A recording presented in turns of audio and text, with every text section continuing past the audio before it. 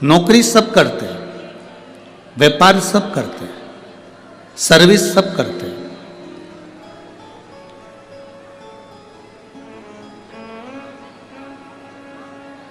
नौकरी सब कर रहे हैं, व्यापार सब कर रहे हैं, सर्विस सब कर रहे हैं, काम धंधा सब कर रहे हैं, सब लगे हैं कहीं ना कहीं किसी ना किसी रूप में।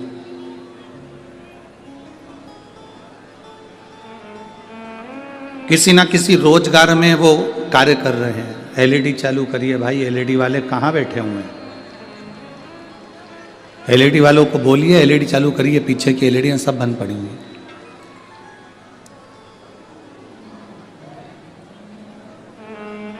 महाराज,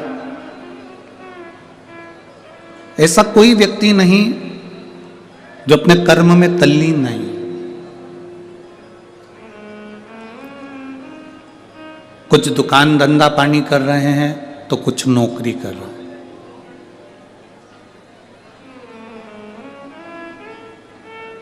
कुछ सब्जी का ठेला भी लगा रहे हैं, कुछ व्यापार भी कर रहे हैं। हर व्यक्ति कुछ ना कुछ कर रहा है। कोई नौकरी कर रहा है, कोई व्यापार कर रहा है। जो नहीं कर रहा है वो दूसरे की टांग खींच रहा है। कर जरूर रहा है।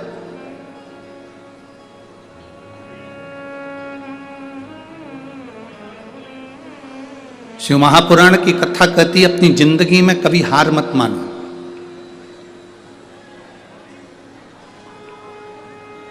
अपने जीवन में कभी हार मत मानो।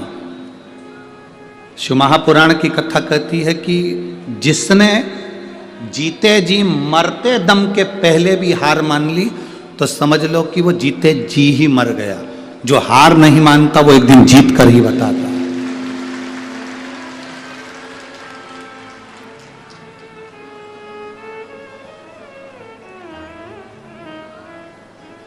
हम किस चीज के लिए हार माने? कई माताएं कहती हैं कि बस गुरुजी मेरी बहू आ जाए एकदम फ्री हो जाऊंगी मैं।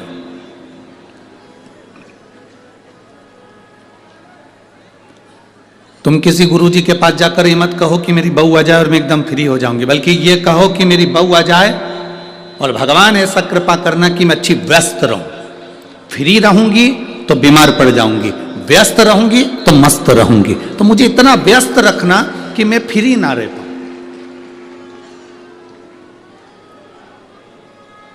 कितनी बड़ी बड़ी आसें लेकर आप लोग बैठे रहते हैं। मेरा बेटा बड़ा हो जाएगा, नौकरी लग जाएगी, सर्विस लग जाएगी, फिर वो कमा कर लाएगा, 4 व्हीलर गाड़ी लाएगा, मुझे घुमाने वैष्णो देवी ले जाएगा। अब तुम्हें क्या मालूम कि कौन सी देवी को लेकर वैष्णो देवी गया है?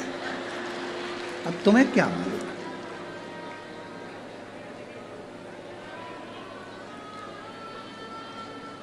कितनी बड़ी बड़ी आस आप लोग जोड़कर बैठे हो।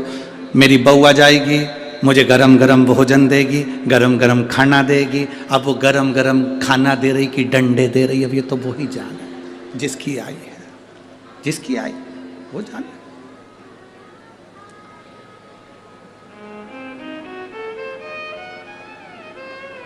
फिर कहा, गुरुजी मेरी बहू का लड़का हो जाए और मेरी बहू का लड़का हो गया, मेरा नाती पंती आ गया, फिर मैं सोने की सीढ़ी पर चढ़ जाऊंगी। कौन सी सीढ़ी पे चढ़ रही है? जम के बोलो जरा, जम के। सोने की सीढ़ी पर। क्रिकेट के ग्राउंड की इस कथा में 4 सीढ़ी ऊपर नहीं चढ़ पा रही वो स्टेडियम की, और क्या के सोने की सीढ़ी चढ़ेगी? जरा विचार करिए। 4 सीढ़ी चढ़ने में 50 बार सोच रही मां बैठूं।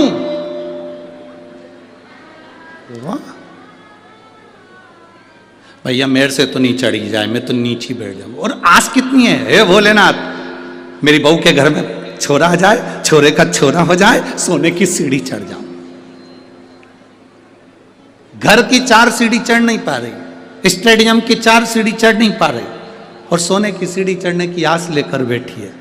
शिव महापुराण की कथा कहती है, कोई आस संसार के लोगों से मत लगाओ। गुरु नानक देव जी ने बाले से कहा था, बाले जब हम संसार के लोगों से आस लगाते हैं तो वो आस टूटती है, और जब हम ईश्वर से आस लगाते हैं वो हमेशा सफल होती है, टूटती नहीं।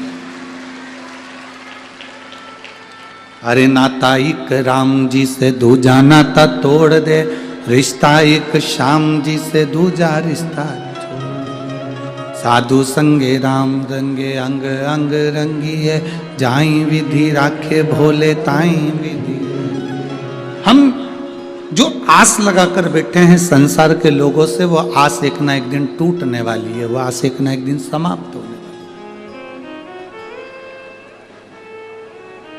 और यदि हमने आस परमात्मा से लगाई है तो वो आस टूटती नहीं है, समाप्त नहीं होती।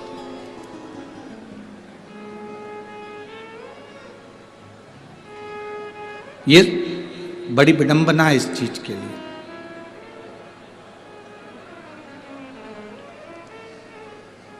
एक लड़के ने अपने ऑफिसर से एक प्रश्न किया। एक लड़का अपने ऑफिसर से प्रश्न करा कि सर, गजल में और भाषण में क्या अंतर है? एक लड़के ने अपने ऑफिसर से प्रश्न करा, सर गजल में और भाषण में क्या अंतर है? तो ऑफिसर ने कहा कि ये पब्लिक चिल्ला रही है, आप लोग बैठे हुए हो, थोड़ा ध्यान नहीं दे पा रहे हैं कि क्यों चिल्ला रही है, तो एलईडी चालू करवाओ ना, बोलो उसको, एलईडी वाले को।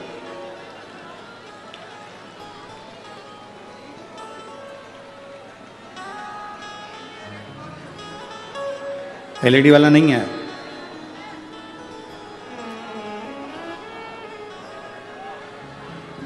आप लोगों से निवेदन, अगर एलईडी चालू नहीं है तो आप आराम से बैठकर कथा का रसपान ग्रहण करिए। एलईडी वाला यहाँ पर है नहीं, तो आप लोग बैठकर कथा का रस तत्व ग्रहण करिए। समय व्यर्थ ना गंवाएं। बड़ी मुश्किल से ये शिव महापुराण की कथा पंजाब में आई है, इसको दिल से सुने, कानों तक आवाज जाए, आप आराम से कथा को सुने। कई लोग ऊपर ऊपर बैठे हुए हैं, उनको भी एलईडी नहीं दिख रही, पर वो लोग दिल से कथा को सुन रहे हैं। तो आप बार बार कथा में मन लगाएंगे तो अच्छा लगेगा। श्री शिवाय नमस्तु। बोल बम का नारा है, बाबा एक साथ। हम व्यर्थ में एक अपने जीवन को हम व्यर्थ क्यों गवाएं? हम क्यों संसार के लोगों से आस जोड़कर बैठे? हमने परिवार से आस लगाई, हमने नातेदारों से आस लगाई, रिश्तेदारों से हमने आस लगाई, पर भगवान से हम आस लगाकर नहीं बैठे। मेरी भटिंडा की जीजियों और मेरे जीजाओं, मेरी बहनों, मेरी बेटियों, बेटाओं, एक बात अपने भीतर उतार कर रखना। जब हम एक लोटा जल लेकर शंकर जी के मंदिर में जाते हैं, और जल, जरा ध्यान देना, जितने लोग देख रहे हैं, ये शिवलिंग है, ये जलाधारी है, ये सामने चरण है। शिवलिंग, जलाधारी, और यहां से जहां पानी बहता है वो स्थान। शिवलिंग के ऊपर होती है जलाधारी, जिसमें से एक एक बूंद पानी टपकता रहता है। सबने दर्शन करे हैं ना? जो ऊपर से पानी गिरता रहता है एक एक बूंद, वो शंकर भगवान की 5 बेटियां हैं, शिव जी की 5 लड़कियां, जया, विशारा, शामली बारी, दौतली और देव। ये शिव जी की 5 बेटियां। इन 5 बेटियों का नाम हमने पहले भी आपको कहा। रात्रि को जो नींद की गोली खाकर सोता है, उससे हम निवेदन करेंगे कि 1 हफ्ते आप नींद की गोली मत खाओ। पलंग पर सोने से पहले मोबाइल बंद करने के बाद हाथ में थोड़ा सा जल लो। जया, विषहरा, शामरी बारी, दौतली, देव, 5 लड़कियों का नाम लेकर आचमन कर कर आप सो जाइए। आपको नींद की गोली खाने की जरूरत नहीं पड़ेगी, सुबह आराम से आपकी नींद खुलेगी, आपको जरूरत ही नहीं पड़ेगी। आप शिव जी की 5 बेटियों का स्मरण करना प्रारंभ करिए, आपको उसका लाभ मिलेगा। तो ये जलाधारी के ऊपर से जो बूंद बूंद पानी नीचे गिर रहा है, ये जलाधारी, ये जहां से जल नीचे बहता है वो स्थान।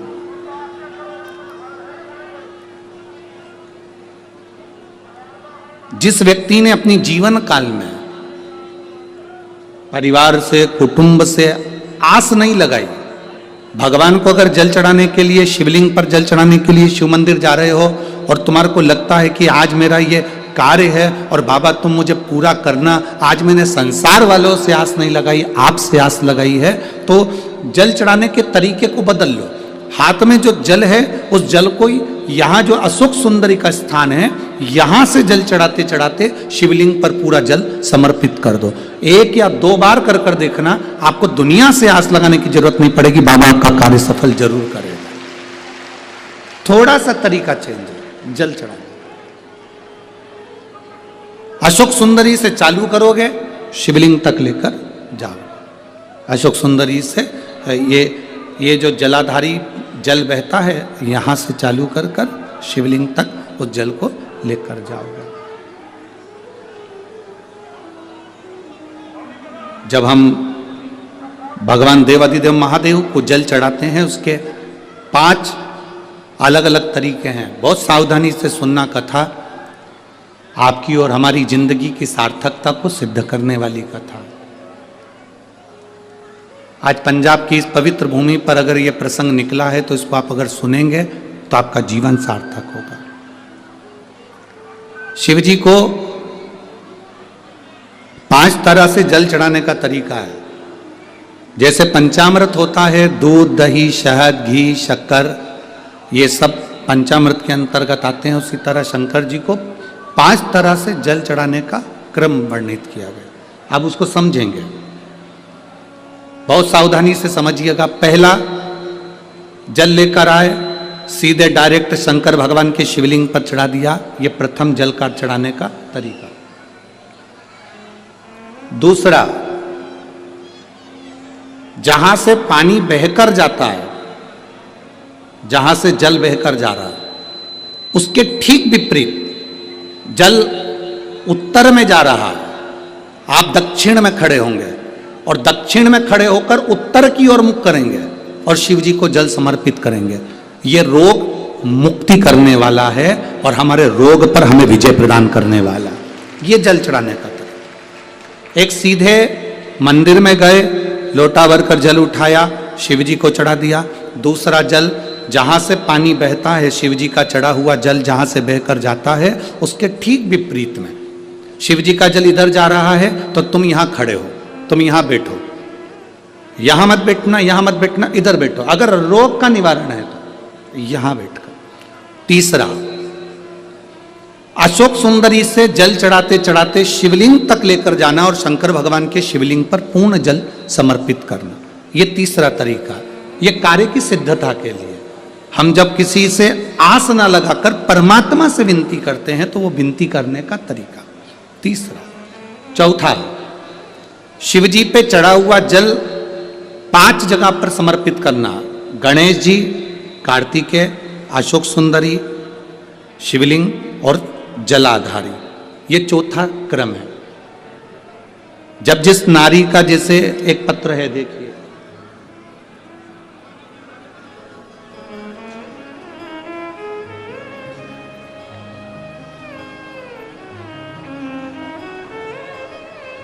मेरा नाम मोनिका है, मेरे पति का नाम संजय सिंह है, मैं दिल्ली स्वरूप नगर की निवासी हूँ। कहीं बैठी हो तो हाथ हिला सकती हैं, अगर कहीं बैठी हो तो हाथ हिला सकती हैं।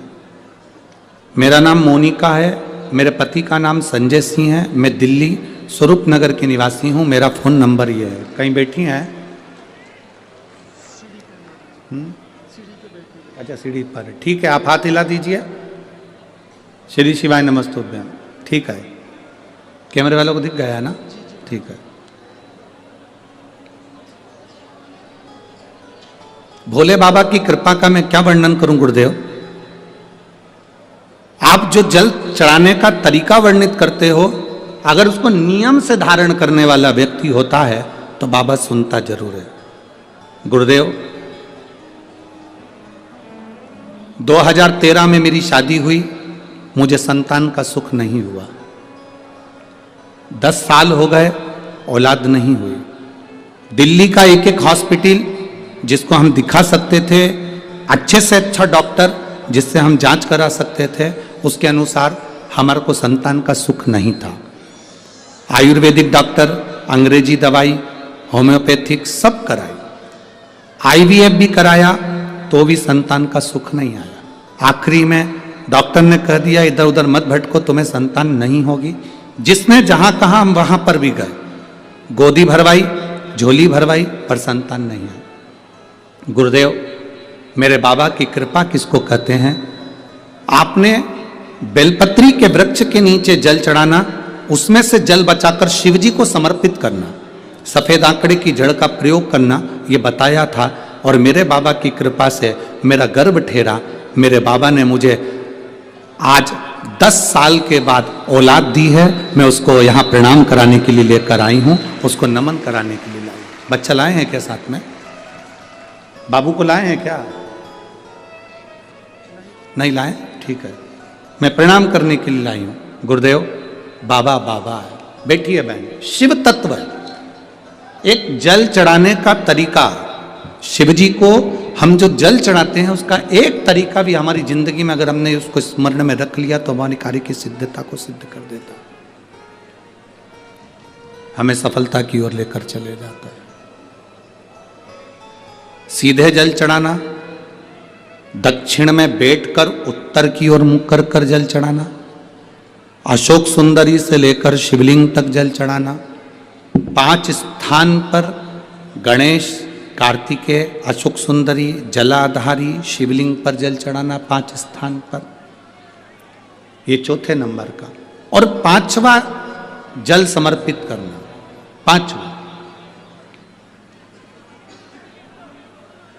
5वें नंबर का जल।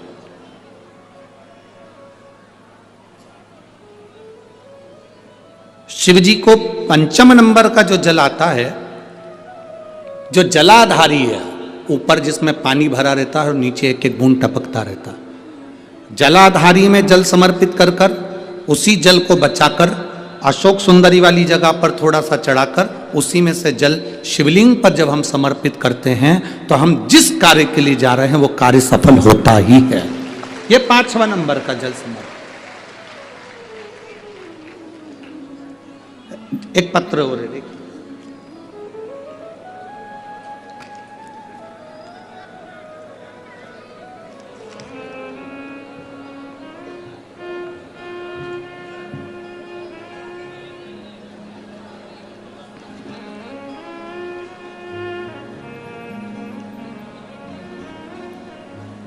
संतुबेन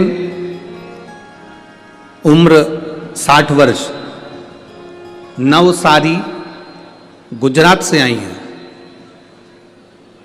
कहीं बैठी हो तो हाथ हिला सकती हैं। संधुबेन उम्र 60 वर्ष, नवसारी गुजरात की रहने वाली है। कहीं बैठी हो तो हाथ हिला सकती हैं। दिख गई क्या? कहीं बैठी हैं? अच्छा ठीक है, हाथ हिलाओ दीदी एक बार। हाँ दिख गए, ठीक है, ऐसे हाथ हिला दो एक बार। श्री शिवाय नमस्तुभ्यम, दिख गए। मैं गुजरात की निवासी हूँ गुरुदेव। 2014 में मुझे कैंसर हुआ था। तब मैंने गुजरात के एक अच्छे अस्पताल से अपना इलाज करवाया। कीमो रेडिएशन के बाद ऑपरेशन करवाना पड़ा। 7 साल के बाद फिर वापिस मुझे कैंसर हो गया। दूसरी बार कैंसर हुआ, फिर वापिस दर्द चालू हुआ, वैसा कि वैसे कीमो चालू हुआ, फिर वापिस ऑपरेशन कराया गया। इस बीच मेरी रिश्तेदार ने, जब हमने दूसरी बार कैंसर होने पर ऑपरेशन करवाया, उसके बाद मेरे रिश्तेदार मिलने के लिए आए और उन्होंने कहा टीवी पर शिव महापुराण की कथा आती है, आप उसको सुनना प्रारंभ करो। डॉक्टर के हिसाब से ये कैंसर बार बार हर 2-3 साल में वापिस आना था, पर गुरुजी मैंने शंकर की कथा को सुनना प्रारंभ करा। शिव जी पे चढ़ा हुआ 1 लोटा जल चढ़ाकर पीना प्रारंभ करा। बाबा की कृपा से मेरा स्वास्थ्य ठीक हुआ। पर गुरुदेव, वापिस कुछ समय के बाद में बीमारी फिर आ गई। अब बीमारी फिर आई, मैंने भोलेनाथ जी से विनती करी, बाबा तू सबका रोग दूर करता है। सियोर वाला महाराज कहता है कि जो शंकर जी पे चढ़ा हुआ जल पीता है, बेलपत्र खाता है, उसके दुख दूर हो जाते हैं। तो ये बीमारी वापिस जब मैंने जांच कराई तो ये बीमारी फिर पलट कर क्यों आ रही है? 2 बार आकर चली गई।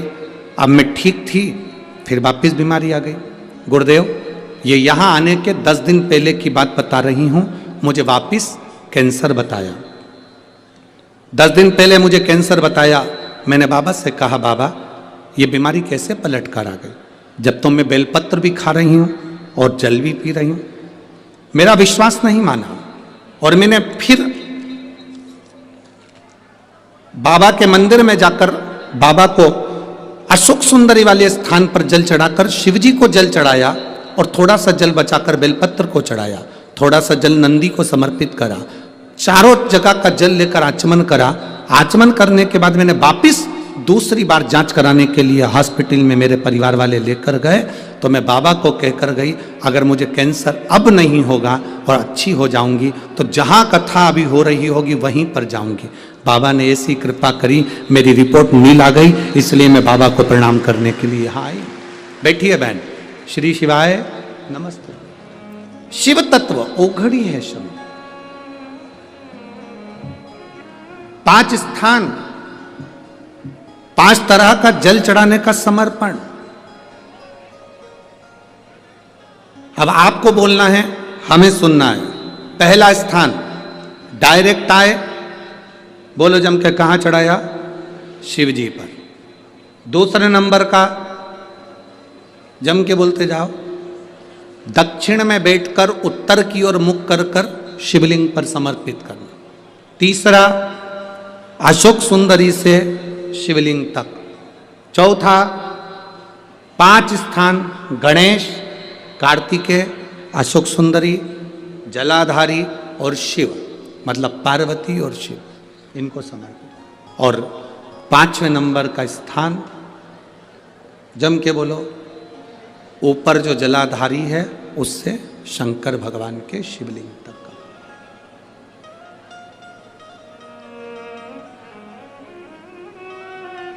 कोई दवा। अब कई लोग कहते हैं, गुरुजी ये क्या तरीका है आपका? शिव जी को डायरेक्ट जल चढ़ाने का तरीका होता है, तुमने तो 5 तरह का तरीका बता दिया। कभी कभी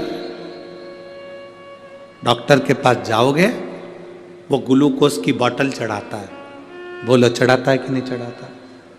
अब तुम डॉक्टर से कह दो, साहब ये ग्लूकोज की बोतल मत चढ़ाओ, मैं तो इसको पी जाती हूं। डॉक्टर साहब बोलेगा कि पी जाओ इसको? बोलो तो जम के। नहीं ना, डॉक्टर मना करेगा, नहीं, इसको तो तुम्हें निडल द्वारा शरीर में धीरे धीरे नस के द्वारा इसको लेना पड़ेगा और ये पी नहीं सकते। ये ग्लूकोज की बोतल है, इसको तो आप डायरेक्ट पियोगे नहीं, इसको हम डायरेक्ट पीने नहीं देंगे। दवाई होगी पीने देगा, गोली होगी खाने देगा, ग्लूकोज की बोतल होगी उसको निडल के द्वारा चढ़ाएगा, वो पीने नहीं देगा। उसी तरह अलग अलग तरीके की दवा अलग अलग तरीके से ली जाती है। कोई दवाई डॉक्टर कहता है रात को लेना, कोई दवाई सुबह लेना, कोई कहेगा दोपहर में लेना, कोई कहेगा कि इसको दूध से लेना, कोई कहेगा इसको पानी से लेना। तो ये उसकी तरीका अलग है, हमें उस तरह से वो दवाई असर करती है। और तेरा ही दिया मैंने खाया पिया है, तेरा शुक्रिया है, तेरा शुक्रिया है। मुझे भोले बाबा ने बहुत दे दिया है, तेरा शुक्रिया है, तेरा शुक्रिया। शिव को मनाने का तरीका अलग अलग है, हम उसको समझें बस।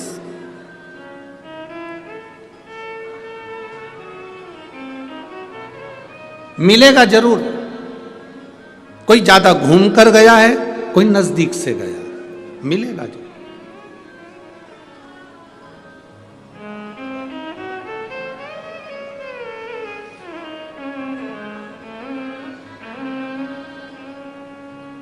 कई लोग ऐसे हैं जो कहते हैं गुरुजी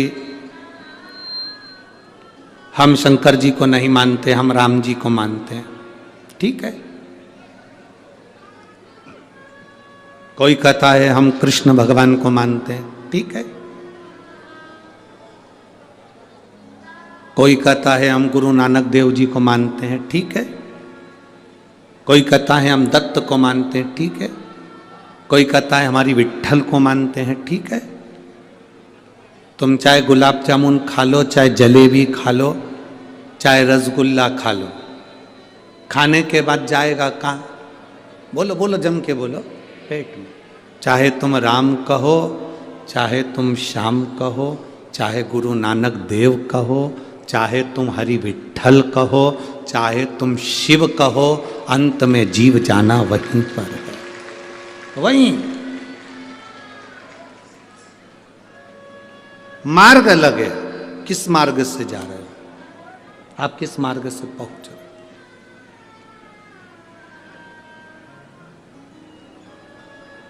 आपकी भक्ति का मार्ग जितना प्रबल होगा, बस निवेदन इतना सा है, आप जिसको भजो उसको पक्का भजना।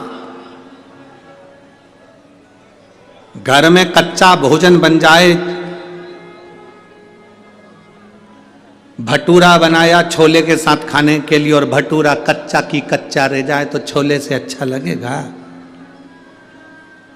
राजमे की सब्जी बनाई, राजमा कच्चा रह गया तो सब्जी अच्छी लगेगी? चने की सब्जी बनाई, चना कच्चा रह गया तो अच्छी लगेगी? मक्का की रोटी बनाई, मक्का की रोटी कच्ची रह जाए तो अच्छी लगेगी? सरसों का साग बनाया, सरसों का साग कच्चा रह गया तो अच्छा लगेगा? पूरा पकना चाहिए। सब्जी, चावल, गेहूं पक गया तो भोजन में स्वाद आया। उसी तरह आप जिसको भजो, तुम्हारी मर्जी पड़े उसका भजन करो। राम हो, कृष्ण हो, नानक हो, तुम जिसको भजना चाहो उसको भजो, पर तुम उसको इतना पक्का भजना, इतना पक्का भजना कि स्वाद आ जाए और तुम्हें परमात्मा का चरण मिले।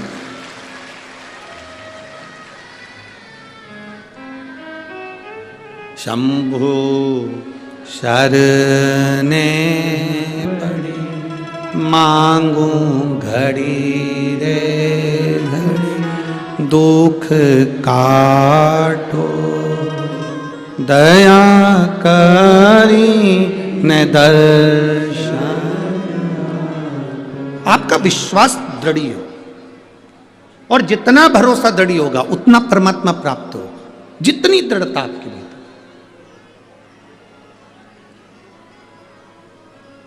अगर भरोसा पक्का नहीं है तो परमात्मा नहीं मिल सकता, आप कितना ही प्रयास करें। यदि परमात्मा के प्रति एक विश्वास दृढ़ है, मिलेगा। एक व्यक्ति ने प्रवचन में सुना कि जब कोई गिरता है तो उसको भगवान अपनी गोदी में झेल लेता है। जब कोई गिरता है उसको भगवान अपनी गोदी में झेल लेता है, उसको भगवान अपनी गोदी में उठा लेता है। उसने सुना और विचार करा कि गुरुजी प्रवचन में कह रहे थे जब कोई गिरता है तो उसको भगवान झेलता है, गोदी में उठा लेता है। उसने कहा आज मैं गिर के देखता हूं। सामने कुआं था और वो कुएं पे चढ़ गया, कूदने ही वाला था कुएं के अंदर कि मैं भी तो देखूं भगवान मुझे झेलता है कि नहीं झेलता, उठाता है कि नहीं उठाता। कुएं में कूदने वाला था। और जैसे कुएं में कूदने वाला था तो इतने में उसके मन में आया मैं कुएं में कूद जाऊंगा। पंडित जी ने तो प्रवचन में कहा है कि भगवान झेलता है, और अगर मैं कुएं में गिर गया और भगवान मुझे झेलने नहीं आया तो पंडित जी का क्या जाएगा, अपन निपट जाएंगे। अब पंडित जी का जाएगा क्या? पंडित जी ने तो प्रवचन में कह दिया कि भगवान गोदी में झेलता है कोई गिरता है तो। अब पंडित जी ने यह थोड़ी ना कहा था कि जान करके कुएं में गिर। पंडित जी बोले थे क्या कि जान करके कुएं में गिरना? पंडित जी ने कहा था जब कोई गिरता है भगवान उसको झेलता है, तो उसने कहा चलो मैं कुएं में गिर के देख लेता हूं। पर उसने सोचा अगर मैं कुएं में गिरूंगा और भगवान मुझे झेलने नहीं आया, भगवान मुझे उठाने नहीं आया, तो फिर मैं तो मर जाऊंगा, पंडित जी का क्या जाएगा। एक काम करता हूं, मैं कुएं में गिर भी जाऊं और बच भी जाऊं, अगर भगवान नहीं आया तो मैं बच भी जाऊं। तो उसका एक साधन है, अपने पांव को रस्सी से बांधता हूं और कुएं में लटक जाता हूं। अब पांव को उसने रस्सी में बांधा, कुएं ने पेड़ से रस्सी को बांधा और कुएं में गिर गया। भगवान उसको झेलने के लिए नहीं आया, भोलेनाथ उसको लेने के लिए नहीं आए, परमात्मा उसको लेने नहीं आए, परमात्मा उसको लेने के लिए नहीं आया। अब 5 दिन निकल गए, वो उल्टा की उल्टा ही लटका है। वहीं से एक व्यक्ति निकल कर जा रहा था, उसने देखा कोई बेचारा कुएं में लटका हुआ है, उसको निकाल दूं, तो निकालने लगा। उसने कहा नहीं नहीं नहीं, मुझको मत निकालना, मैंने प्रवचन में सुना है, पंडित जी कह रहे थे जब कोई गिरता है तो भगवान उसको गोदी में झेलता है। तो वो जो व्यक्ति था उसने पूछा तेरे पंडित जी ने ऐसा गिरने बताया है? उसने कहा ऐसा ही बताया। तो उसने सोचा मैं भी गिर के देख लेता हूं, भगवान मुझे भी झेलेगा। अब उसके पास रस्सी नहीं थी, बड़ के पेड़ की बट वृक्ष की डालियां तोड़कर लाया, उसको एक दूसरे से बांधा और पेड़ की डालियों से उसने पांव बांधा और कुएं में कूद गया, लटका। अब रस्सी तो मजबूत थी, रस्सी तो मजबूत थी, ढीले कम करो, रस्सी मजबूत थी। तो वो पहले वाला जो रस्सी से बंधा हुआ था वो तो उसमें नहीं गिरा, पर जिसके पेड़ की डालियां बंधी हुई थी, पेड़ की डालियों से बंधा हुआ था, डालियां टूटने लगी और वो व्यक्ति नीचे गिरने लगा। जैसे ही गिरने लगा उस समय पर भोलेनाथ ने आकर उसको गोदी में झेल लिया, परमात्मा ने आकर झेल लिया।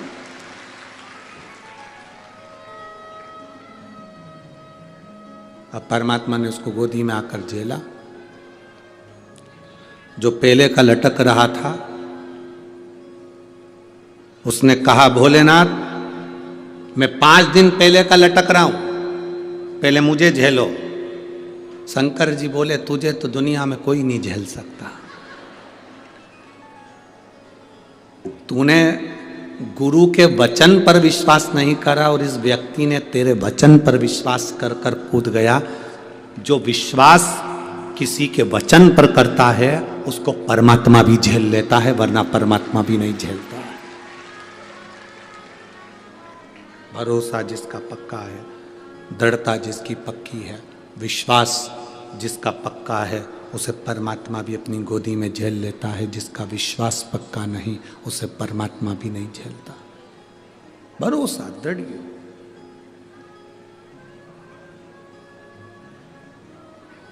दृढ़ भरोसा। हम परमात्मा पर, इस बहन ने, गुजरात से आई हुई इस बहन ने लिख दिया कि मैं नहीं जानती, मैंने बेलपत्र खाया है, बाबा आवाज ठीक करो, मैंने बेलपत्र खाई है, मैंने शिवजी पे चढ़ा हुआ जल पिया है, मैंने शंकर भगवान का गुणगान किया है, तो ये मेरा भरोसा करता है कि मुझे वापिस कैंसर नहीं आ सकता। उसने लिखा और पत्र में लिख रही मैं अपनी रिपोर्ट लेकर आई। एक दृढ़ता भीतर होना चाहिए। एक पत्र और है, देखिए,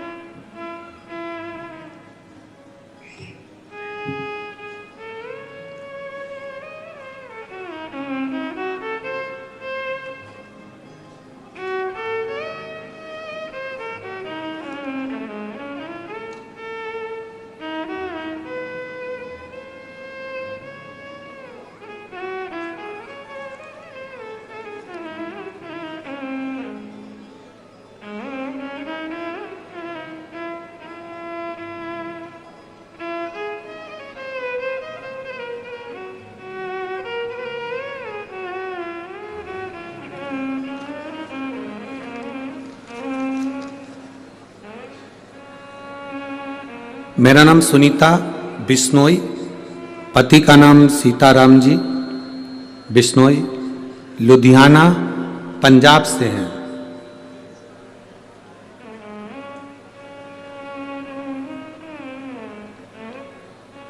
कहीं बैठे हैं क्या? ठीक है, बाकी के सब लोग हाथ मत हिलाओ। जिनका नाम लिया जा रहा है केवल वही हाथ हिला। सुनीता बिश्नोई जी, हाथ हिलाइए एक बार। हाँ ठीक है, दिख गए। मेरे पति का नाम सीताराम जी बिश्नोई, हम लुधियाना पंजाब से आए हैं। मेरा मोबाइल नंबर ये है। मैं वर्णन करना चाहती हूँ एक लोटे जल का, शिवजी पे चढ़ी हुई बेलपत्र का। मेरी माँ की किडनी पूरी तरह से डैमेज हो गई थी, 2 महीने तक खाना नहीं खाया, किडनी पूरी तरह से बेकार हो चली। तब हमने शिवजी पे चढ़ा हुआ जल देना उनको चालू करा। सीहोर गए, वहां से रुद्राक्ष लाए, कंकर शंकर की पूजन करी, वहां से रुद्राक्ष लेकर आए, उसको तांबे के कलश में गलाया, शिवजी को चढ़ाया, उस पानी को देना चालू करा। आज हम बाबा को प्रणाम करने के लिए आए हैं। डॉक्टर के हिसाब से डायलिसिस चालू होना था और कुछ ही दिन में डायलिसिस का क्रम चालू हो गया था, पर मेरे बाबा ने मेरी माता को ठीक कर दिया। इसलिए हम लोग लुधियाना से यहाँ प्रणाम करने के लिए आए हैं। मेरे माता की किडनी वापस काम करना प्रारंभ करिए। ये शिव तत्व है। ओ घड़ी शंभु, बैठिए बहन। श्री शिवाय नमस्तुभ्यम, बैठिए। शिव तत्व एक हमारा विश्वास जब जागृत होता है, जब हमारा भरोसा दृढ़ होता है, तो परमात्मा हमारे करीब में होता है। परमात्मा हमारे पास कब तक नहीं आता? जब तक हमारा भरोसा दृढ़ नहीं होता।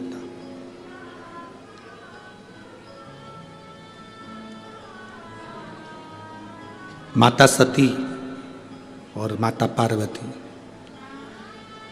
माता सती और माता पार्वती, ये दोनों की कथा अगर आप ध्यान से सुनेंगे, स्मरण में लेंगे, तो माता सती और माता पार्वती की कथा अगर ध्यान से स्मरण में लेंगे तो आपके स्मरण में आएगा कि जितना विश्वास माता पार्वती जी ने शिवजी पर करा, उतना विश्वास माता सती नहीं कर पाई। भरोसा,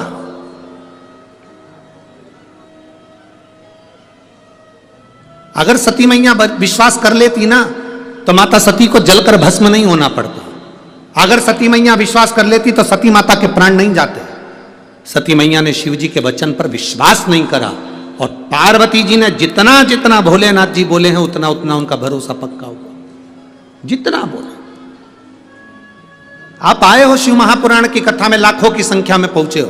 पूरे स्टेडियम में कहीं जगह नहीं है। जितने अंदर बैठे उससे ज्यादा स्टेडियम के बाहर हैं लोग, दुकानों के अंदर बैठे हैं, ओटले पर बैठे हैं, गाड़ियों में बैठे हुए हैं। जितने स्टेडियम के अंदर है, इससे ज्यादा रोडों पर ढेर खड़े हुए हैं लोग। क्यों आए हो आप लोग? एक विश्वास के लिए कि हम भगवान देव अधिदेव महादेव की कथा को श्रवण करने के लिए जा रहे हैं, और यह हमारा भरोसा कहता है, यह हमारा विश्वास कहता है, यह हमारी दृढ़ता कहती है कि मैं भगवान शिव की कथा तक गई हूं ना, तो एक ना एक दिन मेरी दुख की घड़ी में मेरा महादेव भी मेरे पास खड़ा मिलेगा। यह विश्वास आपके भीतर जागृत हो गया, यह भरोसा आपके भीतर जागृत हो गया। और यह विश्वास, यह दृढ़ता, यह भरोसा, यह मूल है, सबसे मूल।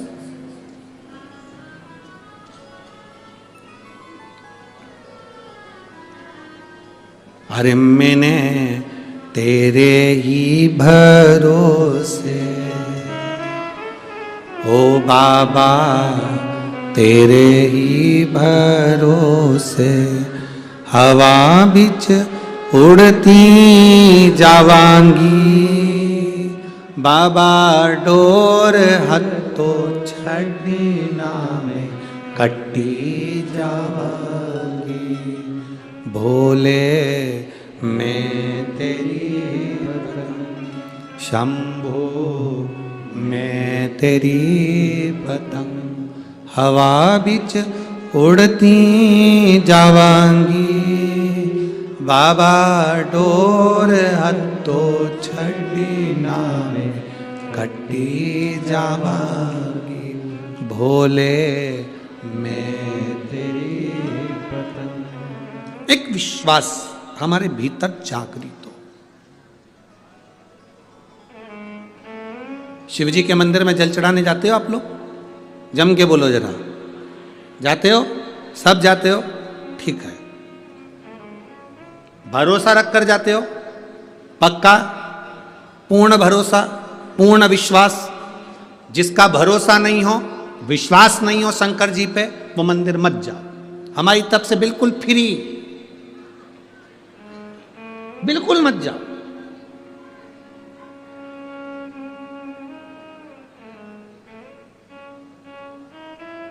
आज एक लड़का कह रहा था, गुरुजी हम बड़े दुखी हैं। हमने पूछा काय को दुखी हो? हम बेरोजगार हैं। हमने कहा जिनके पास रोजगार है वो सुखी हैं, हम बेरोजगार हैं इसलिए दुखी हैं। हमने कहा सबसे ज्यादा सुखी तुम हो, एक जगह बंधे नहीं हो, तुम्हारा मन पड़े वो काम कर सकते हो और आगे बढ़ सकते हो। एक जगह बंधे नहीं हो। नौकरी करने वाला एक जगह बंधा होता है, दुकान करने वाला एक जगह बंधा होता है। बेरोजगार व्यक्ति बंधा नहीं है, उसके मन में आए वो दिल से जो काम करेगा उस पर सफल होगा। अपने आप का रोना मत रो कि मैं बेरोजगार हूं, नहीं, बल्कि आप में वो बल होना चाहिए कि मैं बेरोजगार भले हूं पर मुझ में वो बल है कि मैं स्वतंत्र हूं। नौकरी वाला नौकरी में बंधा है, दुकान वाला दुकान में बंधा है, शोरूम वाला शोरूम में बंधा है। तुम बेरोजगार हो ना, तुम स्वतंत्र हो। स्वतंत्र हो तो तुम्हारा मन पड़े वो काम तुम कर सकते हो। बस तुम्हारे काम में तुम्हारी लगन होना चाहिए, तुम्हारी मेहनत होना चाहिए और तुम्हारा कर्म प्रबल होना चाहिए। तुम सक्सेस हो जाओ, सफल हो जाओ। हमेशा एक बात का रोना लेकर बैठ जाते हो, हम बेरोजगार हैं, बेरोजगार हैं। अरे तो क्या रोना, मेहनत करो, 50 काम कर सकते हो। एक जगह बंधे हुए नहीं हो, 50 काम कर सकते हो। आप भी स्वतंत्र हैं। जितने लोग आस्था चैनल पर कथा सुन रहे हैं, जितने फेसबुक यूट्यूब पर कथा सुन रहे हैं, जितने भटिंडा की पवित्र भूमि पर, पंजाब की धरा पर, भूमि पर इस कथा को सुन रहे हैं, स्वतंत्र हो आप। आपका विश्वास अंदर से दृढ़ है तो आप शंकर के मंदिर जाइए। आपका विश्वास दृढ़ है तो शिव जी को एक लोटा जल चढ़ाइए। विश्वास नहीं है बिल्कुल मत जाओ। तुम्हारा विश्वास ही नहीं तो परमात्मा मिलेगा कैसे? 4 दिन चलेगा, फिर बाद में कहा हमने तो गुरु जी के कहने पर करा था पर हमें तो कोई फायदा नहीं हुआ। जिनको हुआ उनके पर्चे ढेर सारे पड़े हुए, उनके पत्र ढेर सारे पड़े। विश्वास जागृत होना चाहिए, भरोसा। मानो तो मैं गंगा मां हूं, ना मानो तो बहता पानी।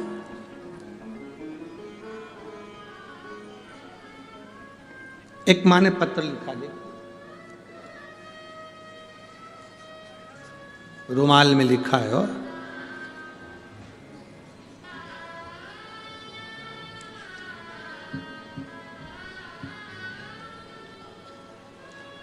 भावना सोनी में गजसिंहपुर मंडी जिला श्री गंगानगर राजस्थान से आई हूं। कहीं बैठी हो तो हाथ हिला सकती हैं अगर कहीं बैठी हो। मेरा नाम भावना सोनी, मैं गजसिंहपुर मंडी जिला श्री गंगानगर राजस्थान से आई हूं। मैं वर्णन करना चाहती हूं गुरुदेव, मेरे यहाँ संतान नहीं थी कई सालों से, औलाद का सुख नहीं था मुझे। मेरा विश्वास भगवान पे टूट गया था। आपकी कथा टीवी पर आती थी तो मैं आपको भी हल्के में ही लेती थी। अब बताओ इतने भारी व्यक्ति को हल्के में ले रही।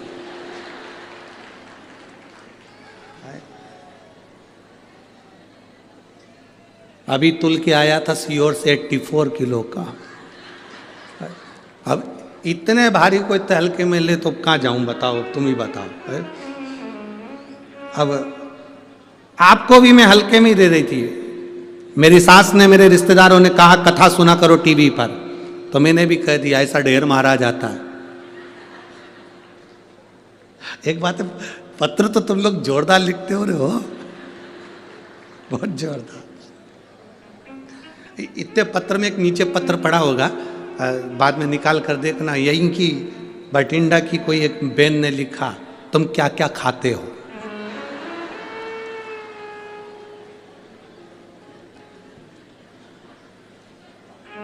अब उसको क्या बताए, तुम्हारे प्राण खा रहे, मंदिर जाओ मंदिर जाओ मंदिर जाओ। क्या क्या खाते हो, अभी कोई पूछने का प्रसंग है। मूंगफली खाते, सिंगदाना हो, रोटी खाते हो। अब ये मेरा भगवान पर से विश्वास उठ गया था। सबने कहा कथा सुनो, तो मैंने भी कह दिया, टीवी पर कथा सुनने से कोई बच्चे होते हैं? अरे गुरुजी, पर गजब। मैंने पहली बार शंकर जी के मंदिर में पांव रखा और जल चढ़ाना प्रारंभ करा। पहली बार शिव मंदिर में पांव रखा, जल चढ़ाना प्रारंभ करा और बाबा से कहा, अगर तू सही में उस ईश्वर वाले की सुनता है और तुझे अपने आप पर भरोसा कराना है तो मुझे औलाद दे देना। अभी डराने गई थी कि जल चढ़ाने गई थी? तू मुझे औलाद दे देना। अब गुरुजी देखो, सही में शंकर जी है। मैंने जल चढ़ाना प्रारंभ करा, सफेद आंकड़े की जड़ बांध ली। एक बार जड़ बांधी, नहीं हुआ। अब तो क्या करूं मैं? मेरे सास ने कहा एक बार फिर बांध। मैंने वो जड़ खोल के दूसरी बांध ली और अब की बार भोलेनाथ जी से कहा, बाबा तुझे संभालना है। बाबा ने ऐसी कृपा करी गुरुदेव, बाबा की कृपा से मेरे घर में पुत्र रत्न की प्राप्ति हुई है। मैंने बेटे का नाम शिवाय सोनी रखा है। गुरुदेव मेरा नाम भावना सोनी, मैं गज सिंहपुर मंडी जिला श्री गंगानगर राजस्थान की रहने वाली हूँ। मेरा मोबाइल नंबर ये है और मेरे बेटे का नाम मैंने शिवाय सोनी रखा है। कहीं बैठी हो तो हाथ हिला सकती है। शिव तत्व की प्राप्ति वो घड़ी है शब्द। बोल बम का नारा है, विश्वास हो तो मंदिर जाओ, हो जाओ, और नहीं हो तो मत जाओ। इसने विश्वास तो करा, इतना सबने कहा, तब जाकर एक बार तो मंदिर गई। भले झगड़ा करके आई भोलेनाथ जी से, पर गई तो सही।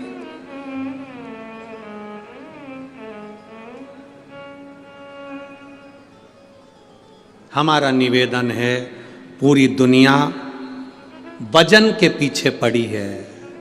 जिसका वजन ज्यादा हो गया वो कम कर रहे हैं, जिसका कम हो गया वो ज्यादा कर रहे हैं। हमारा निवेदन है, वजन कम ज्यादा हो सकता है, कभी कभी भजन भी कम ज्यादा करते रहा करो तो जीवन सार्थक हो जाए। वजन अपनी जगह, एक विश्वास के साथ परमात्मा के मंदिर जाइए, एक विश्वास के साथ भगवान के दरवाजे पर जाइए। सती मैया ने भरोसा नहीं करा भगवान शंकर के वचन पर, पार्वती जी भरोसा कर ली पूरा, सती मैया भरोसा नहीं करी। भगवान शंकर ने सती से कहा, ये मेरे इष्ट देव हैं जिनकी मैं कथा सुनकर आ रहा हूं। सती मैया को भरोसा नहीं हुआ, भगवान अपनी पत्नी के लिए रो रहे हैं। रामचरितमानस में लिखा, रामायण में वर्णन आया, कुंभज ऋषि के यहां से कथा सुनकर भगवान शंकर आ रहे थे। कुंभज ऋषि जब कथा सुनने के लिए कुंभज बाबा के यहां गए थे, अगस्त ऋषि के यहां गए थे, तो अगस्त ऋषि ने हाथ जोड़कर भगवान शंकर और सती को प्रणाम किया था। सती मैया को लगा कि कथा बाचने वाला हमको प्रणाम कर रहा है। सती मैया को यह नहीं मालूम कि कथा बाचने वाला कथा सुनने वाले को प्रणाम करता है। हम भी यहां आते हैं तो आपके हाथ जोड़ते हैं। बोलो जोड़ते कि नहीं जोड़ते? आपके हाथ जोड़ते। क्यों? क्योंकि तुम सुनने वाले हो, हम बाचने वाले हैं। कथा बाचने वाले से बड़ा होता है कथा सुनने वाला। कथा बाचने वाले से बड़ा होता है कथा सुनने वाला, क्योंकि आप कथा सुनने के लिए आए हो, कथा श्रवण करने के लिए आए हो। और बाचने वाला और सुनने वाले में बहुत अंतर होता है।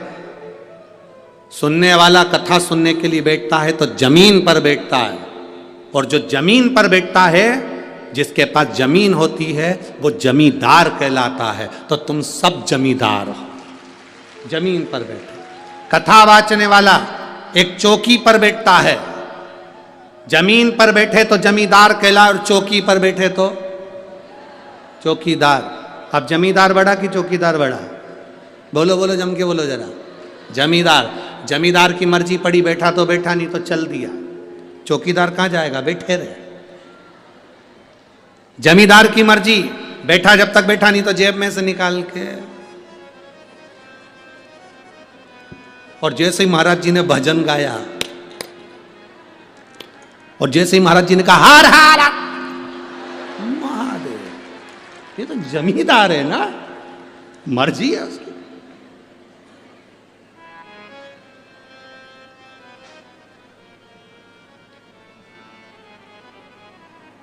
अरे भाई,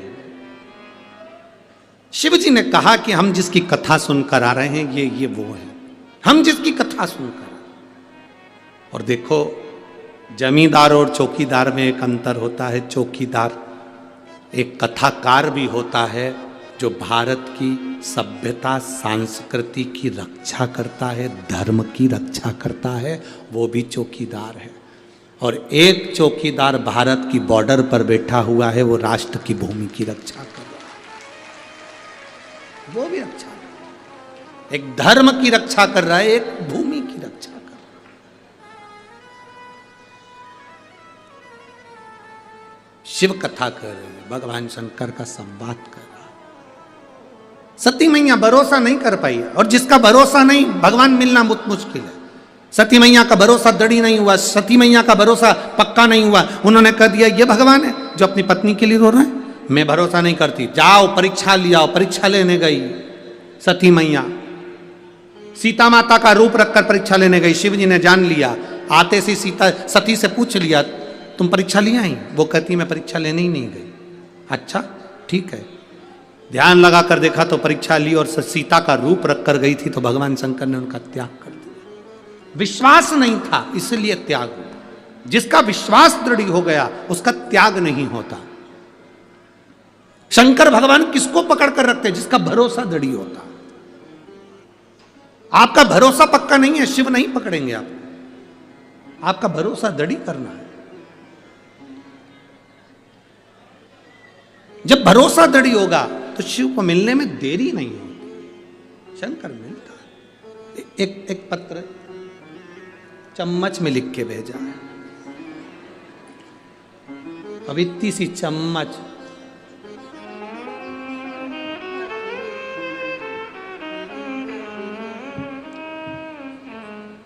और पत्र में नाम तो केवल एक जरा सा लिखा है, और एड्रेस पूरा नहीं लिखा है, बस लिख दिया रेखा। अब कजन कितनी रेखा बैठी होगी, मुंबई वाली नहीं आ जाए। जिसने चम्मच भेजी है, अगर वो बैठी हो तो हाथ हिला देना, रेखा बैठी है। अच्छा दिख गई, हाथ हिला दो। जीजी धन्यवाद, प्रणाम। रेखा है। गुरुजी श्री शिवाय नमस्तुभ्यम। बाबा की कृपा का हम क्या गुणगान करें गुरुदेव। हमने बाबा से जो मांगा था, मेरे बाबा ने वो दिया है। हम दोनों भाई बहन की सरकारी नौकरी बाबा ने दे दी, तो हम प्रणाम करने के लिए आए। एक बार वापस हाथ हिला दो। श्री शिवाय नमस्तुभ्यम। बहुत बहुत बधाई बाबू, बैठी है। हर हर महादेव। शिव तत्व पर किया गया भरोसा, एक विश्वास, एक दृढ़ता।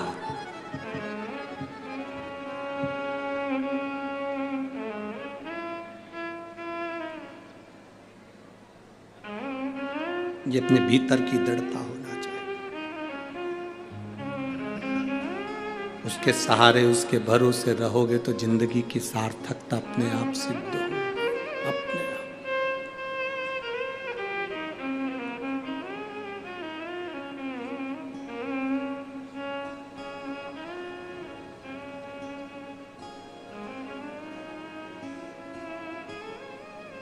महाराज सती मैया विश्वास नहीं कर पाई। पार्वती जी का भरोसा पक्का था। पार्वती जी का भरोसा पक्का था, तो शिव उनको पति के रूप में मिले, साथ रहे, भगवान शंकर के कितने विवाह हो गए, जितने विवाह हुए सबके प्राण छूटे, पर पार्वती जी का प्राण नहीं छूटा। शिव जी के साथ अजर और अमर बनकर बैठी रहीं। अमर गुफा की कथा में अमर कथा सुनी और अमर हो गई माता पार्वती। विश्वास पक्का था इसलिए अमर हो गई। विश्वास पक्का नहीं होता तो नहीं हो पाता। भरोसा पक्का।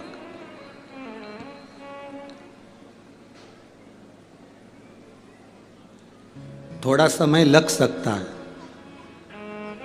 थोड़ी देरी हो सकती है। कोहरा हटेगा, ट्रेन सही समय पर आ जाएगी। अभी जितनी भी ट्रेनें चल रही हैं सब 4 घंटा, 5 घंटा, 6 घंटा, 7 घंटा लेट चल रही है। हम भी ट्रेन से ही आने वाले थे, पर हमारे मेहता जी बोले कि बहुत ट्रेनें लेट चल रही हैं, खबर करा सीहोर। तो फिर हमने कहा कि पंढरपुर से चल रहे हैं तो एक काम करते यहीं से डायरेक्ट चले जाए। हम भी ट्रेन से आते, पर 4-5 घंटा लेट। तो पूछा, प्लेटफॉर्म पर खड़े हो, रेलवे स्टेशन पर खड़े हो, तुम्हें आवाज आती है ये ट्रेन निर्धारित समय से इतने घंटे लेट चल रही। कारण कोहरा है। कोहरा है तो ट्रेन लेट आ रही है। उसी तरह जब हमारे भीतर काम, आसक्ति, लोभ, वासना, तृष्णा का कोहरा इस हृदय पर छाया रहता है तो परमात्मा भी लेट मिल पाता है और भक्ति भी लेट हो पाती है। लेट निर्धारित समय से इतने घंटे लेट चल रही है। और जाने दो, इस प्रसंग से आप स्मरण नहीं कर सकते तो बाथरूम में रोज स्नान करते हो, रोज प्रतिदिन वॉशरूम में स्नान करते हो। अभी ठंड का समय चल रहा है, गर्म पानी से नहाते होगे, गर्म पानी से नहाते होगे, नहाने के बाद दर्पण में मुख देखते होगे तो दर्पण में भी भाप जम जाती है। गर्म पानी की भाप दर्पण में जम जाती है। मुंह दिखता है? जम के बोलो जरा। नहीं दिखता। कांच में मुख नहीं दिखता क्योंकि गर्म पानी की भाप जम गई। दर्पण, कांच क्लीन होगा, साफ होगा तो चेहरा दिखेगा। दर्पण पर भाप जमी होगी तो चेहरा नहीं दिखेगा। उसी तरह भीतर अगर अहंकार जमा होगा तो भोलेनाथ नहीं दिखेगा, शिव नहीं दिख सकता। अपने दर्पण को, अपने मन को क्लीन करोगे तब मुख देख सकोगे। अभी वॉशरूम में स्नान करते हो, ठंड का समय है, गर्म पानी से नहाते हो, पूरे कांच पर, पूरे दर्पण पर भाप जम जाती है, उसमें हमारा चेहरा नजर नहीं आता, हमारा चेहरा नहीं दिखता। अहंकार की भाप जमी है इस मन के सामने, आत्मा के सम्मुख में। जब निकलेगी तब तुम परमात्मा का दर्शन कर पाओ। भीतर से भाप समाप्त होना चाहिए तो परमात्मा मिलेगा, वरना परमात्मा मिलेगा कैसे? शिव प्राप्ति कर। आपसे कोई पूछे कि दुनिया का सबसे बड़ा पाप कौन सा है,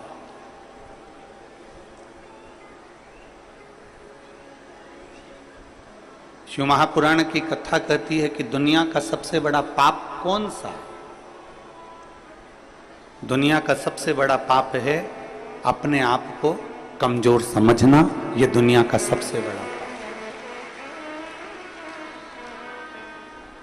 आप यदि अपने आप को कमजोर समझ रहे हो कि मेरे से ये नहीं हो सकता, मैं नहीं कर सकता, मेरे बस का नहीं है, तो आप दुनिया के सबसे बड़ा पाप कर बैठे।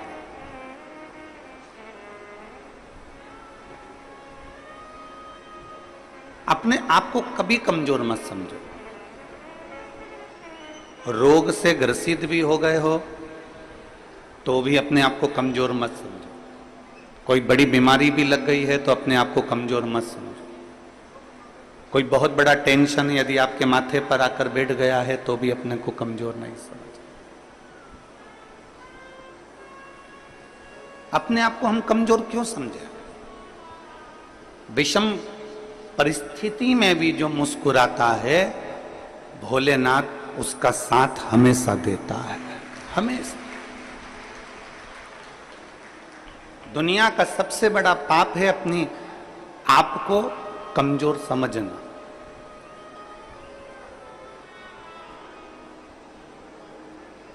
आप अपने आप को जिस दिन कमजोर समझना चालू कर लें तो समझ लेना कि आप पापी हो गए। हम अपने आप को कमजोर क्यों समझें? घर में कई बुजुर्ग माताएं ऐसी रहती हैं, कई बुजुर्ग पिता ऐसे रहते हैं, कई भाई मेरी जीजियां मेरे जीजा लोग ऐसे रहते हैं, कई बेटी बेटा ऐसे रहते हैं जो कहते हैं अब तो हमारा समय आ गया, अब हमारे बस का कुछ नहीं। मतलब अपने आप को तुम कमजोर समझ रहे हो।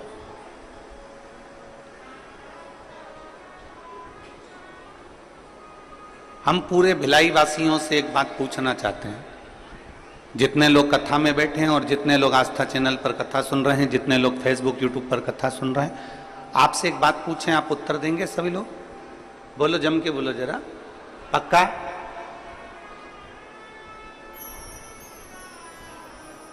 घर में आपको सुबेरे जल्दी उठना है,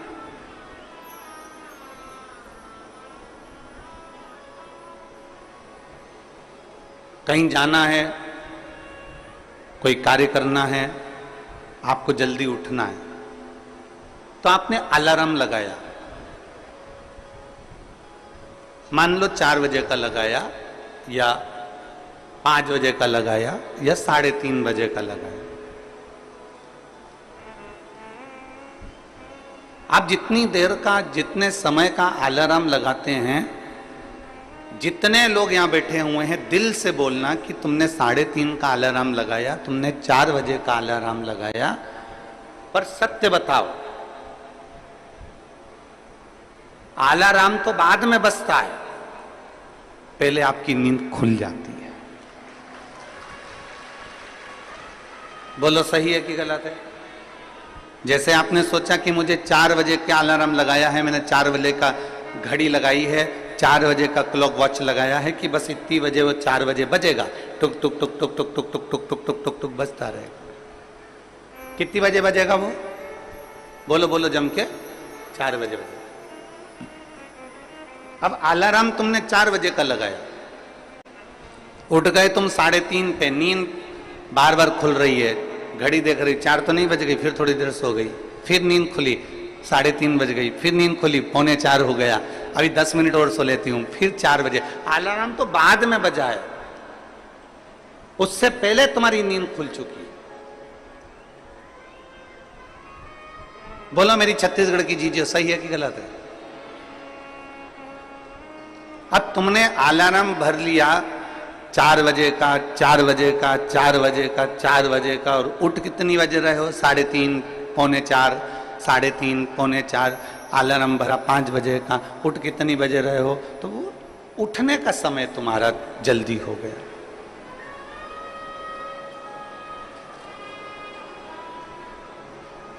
अलार्म तुमने 4 बजे का भरा है, अलार्म तुमने 5 बजे का भरा, परंतु तुम जल्दी उठ गए। अब जितनी मेरी बुजुर्ग माताएं बैठी हैं और जितने मेरे बुजुर्ग पिता बैठे हैं और जितने मेरे बहन बैठी हुई हैं, मेरी जीजियां बैठी हैं, मेरे जीजा बैठे हैं, मेरी माताएं बैठी हैं, मेरे भाई बैठे हैं, आप सबसे निवेदन है, आपने भी अपने दिल में एक अलार्म बनाकर रख लिया। कौन सा अलार्म? जरा सा पेट दुखा और तुमने अलार्म बना लिया, कहीं मुझे बड़ी बीमारी तो नहीं हो गई, कहीं मुझे कहीं गठान तो नहीं हो गई, कहीं मुझे रोग तो नहीं हो गया, कहीं मुझे ये तो नहीं हो गया। जरा सा छाती में दर्द हुआ, तुमने अलार्म बनाकर रख लिया कि मेरे कोई कहीं ब्लॉकेज तो नहीं हो गया, कहीं मेरे हार्ट में कमजोरी तो नहीं हो गई। थोड़ी सी चलने में हापड़ी भराई तो तुम्हें लग गया कि मुझे कहीं दमे की बीमारी तो नहीं हो गई, मुझे सांस की बीमारी तो नहीं हो गई। याद रखना, 4 बजे का अलार्म लगाया तो 3:30 बजे नींद खुल जाती है। उसी तरह तुम जो दिन भर सोचते हो कि मेरे साथ ये तो नहीं हो गया, वो तो नहीं हो गया, वो तो नहीं हो गया, वो तो नहीं हो गया, तो वो चीज तुम्हारे सामने हो ही जाती है। इसलिए शास्त्र कहता है कि दुनिया का सबसे बड़ा पाप है अपने आप को कमजोर समझना। कभी कमजोर मत समझो, हमेशा अपने आप को बलवान समझो।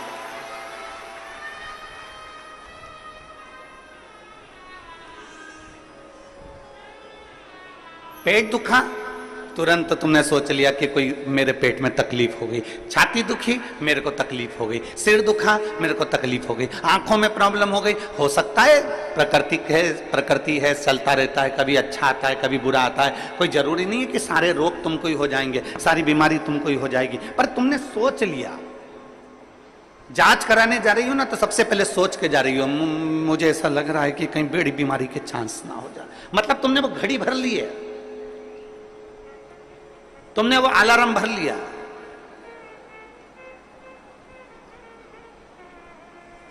पहले का व्यक्ति अलार्म भरता था, पहले का व्यक्ति अलार्म भरता था 100 साल का, 100 साल तक जिंदा रहूंगा, 100 साल का अलार्म भरकर बैठता था कि मैं 100 साल तक जीऊंगा। खूब खाता पीता मौज करता, जाता खेत में काम करता, अपनी फसल लगाता, अपने काम में लगा रहता, अपना गाय बैल भैंस जो भी ये पालना वो पालता। उसने अलार्म लगाया कि मैं 100 साल तक जीऊंगा, तो कम से कम वो 95 साल तक, 90 साल तक, 98 साल तक, 97 साल तक जीवित रहता था। आज का व्यक्ति 60 साल में अंदाजा लगा लेता है कि अब तो मेरे शरीर से नहीं बन रहा, अब तो मेरे को जाना है, तो मालूम पड़े 55 में ही अटैक आता है और निपट जाता है। तुमने अलार्म लगा लिया।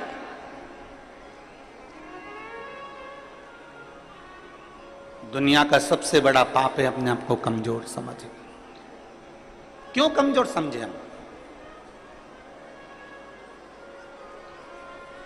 आप अपने आप को इतना प्रबल समझिए, आप अपने आप को इतना बोल्ड समझिए कि आपको लगे अगर छोटी मोटी बीमारी आ भी गई तो मैं निपट लूंगी, मैं निपट लूंगा।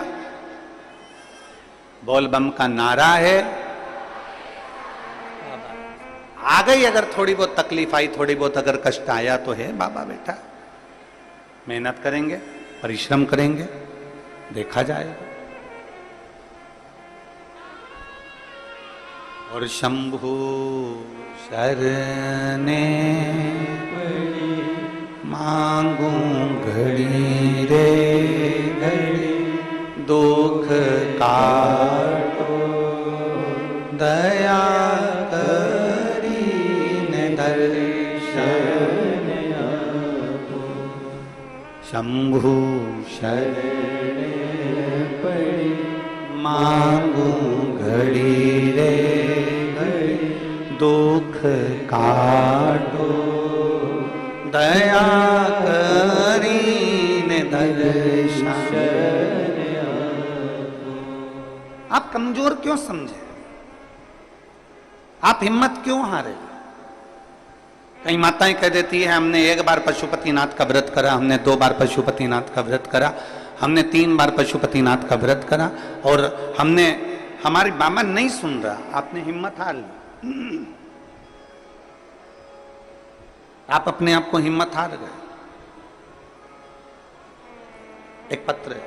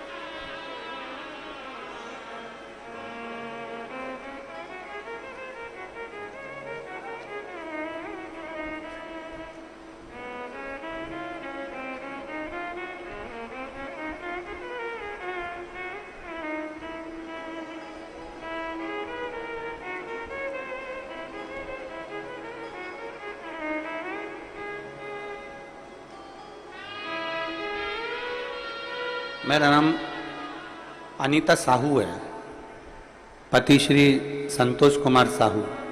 डीले कम करो। रामनगर भिलाई की निवासी हूं। कहीं बैठी हो तो हाथ हिला सकती हैं।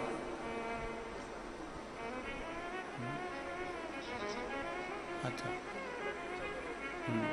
जहां भी बैठे हो हाथ हिला दो और आ जाओ, एक बेलपत्र ले जाना, आ जाइए। मेरा नाम अनीता साहू है, पति श्री संतोष कुमार साहू है, रामनगर भिलाई। मोबाइल नंबर मेरा ये है। एक लोटे जल का मैं क्या वर्णन करूं। 2023 मई में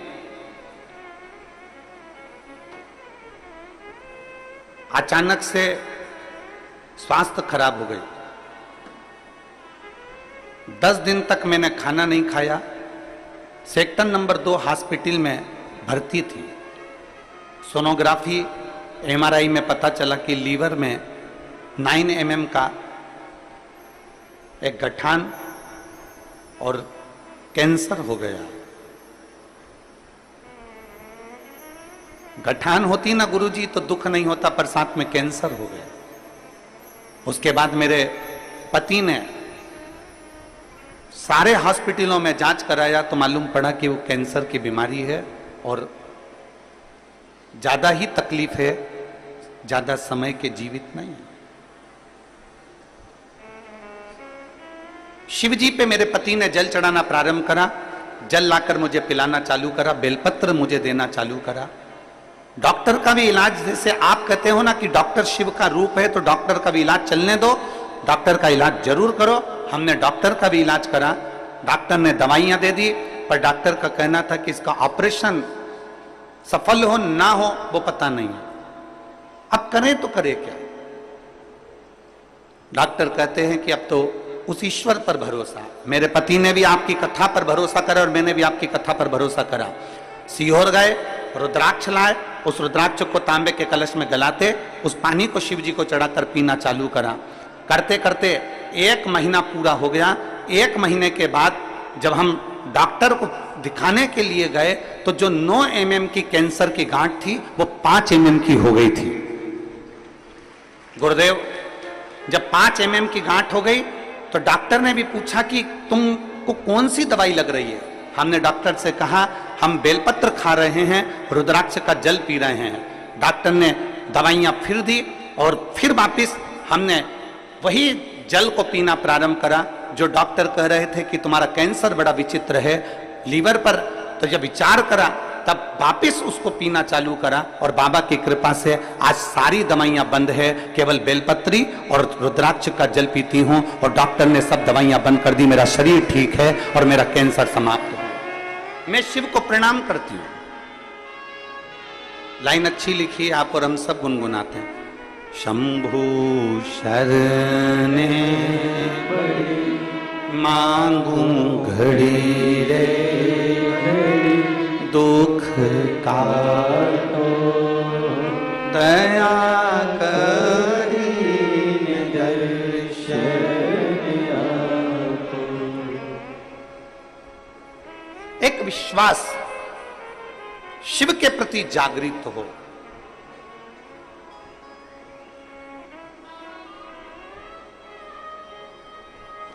हम तो कहते हैं, जैसे ये कथा बोलबम सेवा एवं कल्याण समिति करा रही है, दया सिंह जी इस कथा को आयोजित किए हैं। अमलेश्वर में कथा हुई, साहू जी खंडेलवाल जी आयोजित किए। इस 6 नंबर सेक्टर में पहले कथा हुई, विनोद सिंह जी इस कथा को कराए थे। फिर एक कथा और हुई थी भिलाई में, जो एक समिति ने कराई थी। ऐसे कई हम कहेंगे कि जो कथा के आयोजक होते हैं ना, जो कथा करवाते हैं, हम उनको धन्यवाद देना चाहते हैं। कम से कम आपके कराई हुई कथा से ना जाने कितनों की बीमारियां और कितनों के दुख और कितनों के कष्ट ठीक हो जाए। थोड़ा मेहनत तो आपकी लगती है, पर आपके परिश्रम से ना जाने कितनों को लाभ मिल जाता है, कितनों को।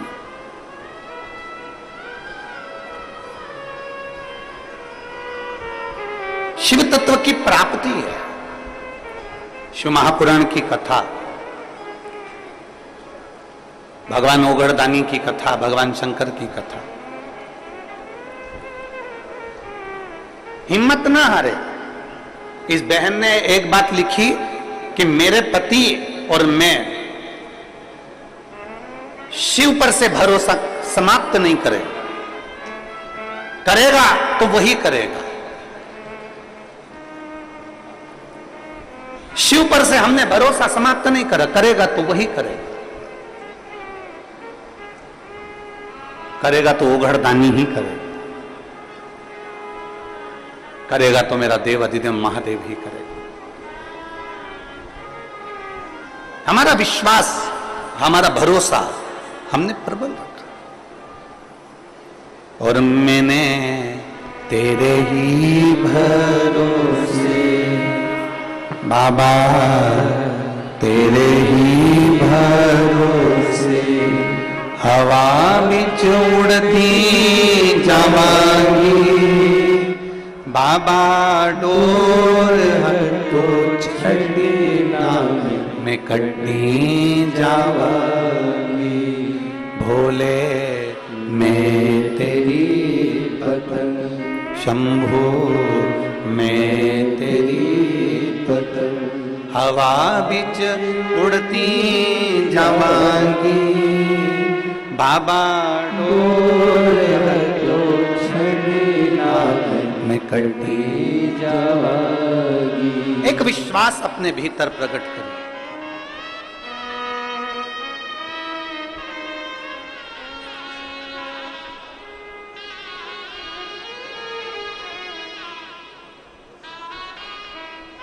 बेटा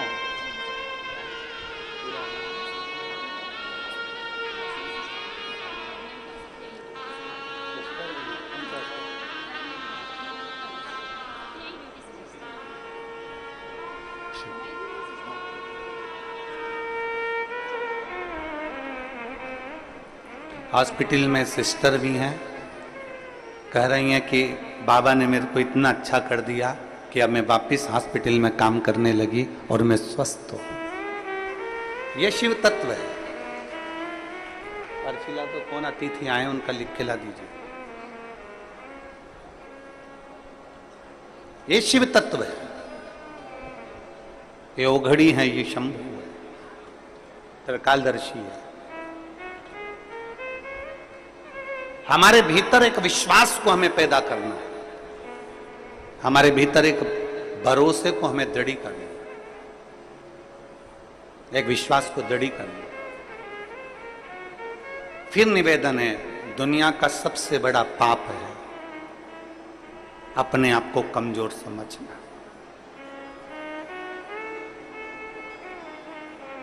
पार्वती मैया जब बाल्यावस्था की थी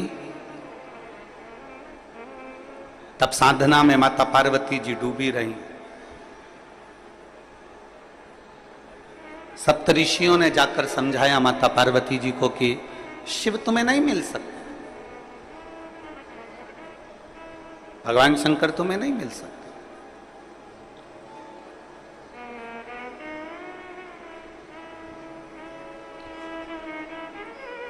बहुत परीक्षा ली गई माता पार्वती जी की, बहुत,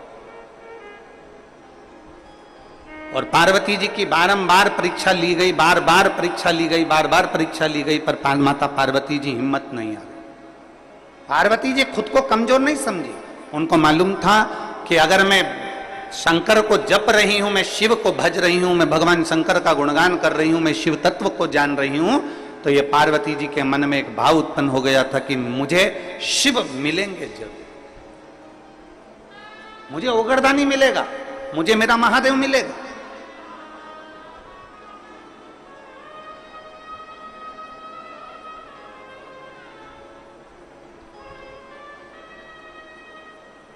और ध्यान दें, शिव को पाने की ललकता आपके भीतर होना चाहिए।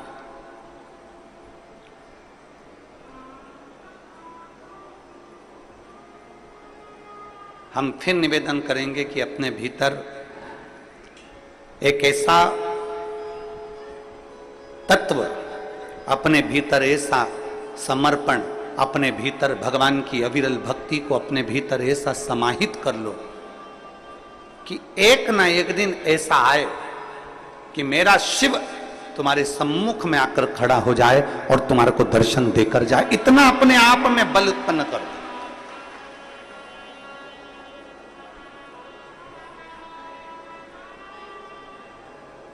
और हो सकता है। हम आपसे पूछें, अभी चीटा देखा है? चीटा बोलते हैं कि मकोड़ा बोलते हैं? यहां पे क्या बोलते हैं, चीटा की मकोड़ा? अरे जम के तो बोलो, चीटा ना। चीटा जब जन्म लेता है तो उसमें पंख रहते हैं क्या? जम के बोलो जरा। नहीं रहते। चीटा जब जन्म लेता है तो उसमें पंख नहीं रहते, पर चीटा अपने कर्म में लगा रहता है, अपने कार्य में लगा रहता है और कर्म करता रहता है, कार्य करता रहता है, करता रहता है, करता रहता है, करता रहता है, करता रहता है। धीरे धीरे धीरे धीरे चीटे में पंख आ जाते हैं। देखे आप लोगों ने चीटे में पंख?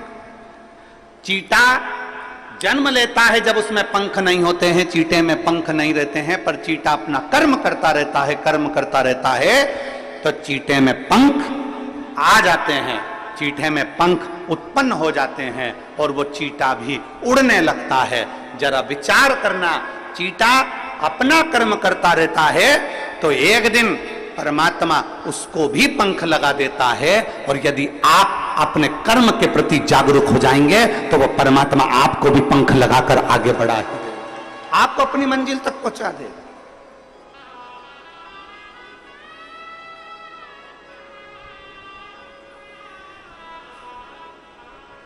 चीटे में पंख नहीं होते, पर धीरे धीरे वो कर्म करता गया, कर्म करता गया, करता गया और उसमें पंख लग गए। कर्म करता गया और उसमें पंख आ गए, वो उड़ने लगा, वो आगे बढ़ने लगा। आप अपना कर्म करिए, जिस कर्म में आप लगे हुए हो प्रबलता से उसमें लगे रहिए, उसमें लगे। जिस कर्म को आप करना चाहते हो उसको कर्म को आप प्रबलता से करते रहिए। एक दिन मेरा परमात्मा भी आपको उड़ान देगा, एक दिन मेरा परमात्मा, मेरा भोलेनाथ भी आपको उन्नति की सीढ़ी पर चढ़ा देगा। आप कर्म के प्रति जागरूक तो रहो।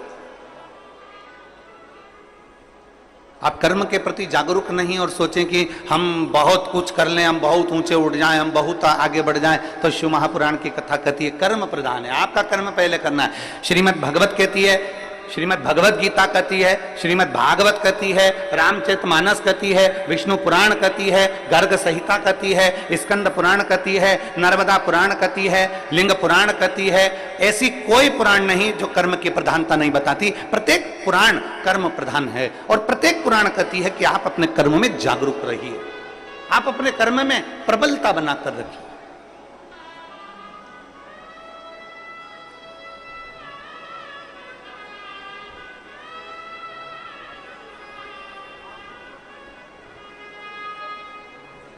हमारे बीच में माननीय पवन साय जी, भाजपा प्रदेश संगठन मंत्री छत्तीसगढ़ शासन से, एवं माननीय नंदन जैन जी, भाजपा प्रदेश कोषाध्यक्ष छत्तीसगढ़ शासन से आए हैं। आप दोनों पधारें, व्यासपीठ का पूजन करने के लिए पधारिए। एक बार इनके लिए जोरदार ताली बजाकर स्वागत वंदन।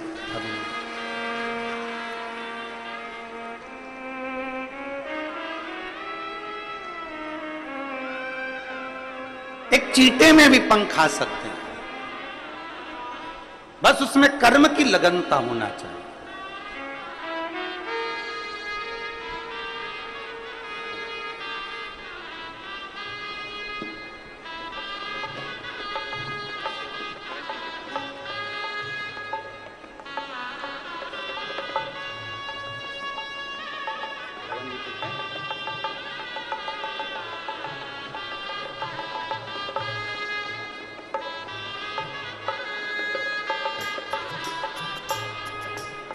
एक अपनी कर्म की लगनता प्रबल होना चाहिए।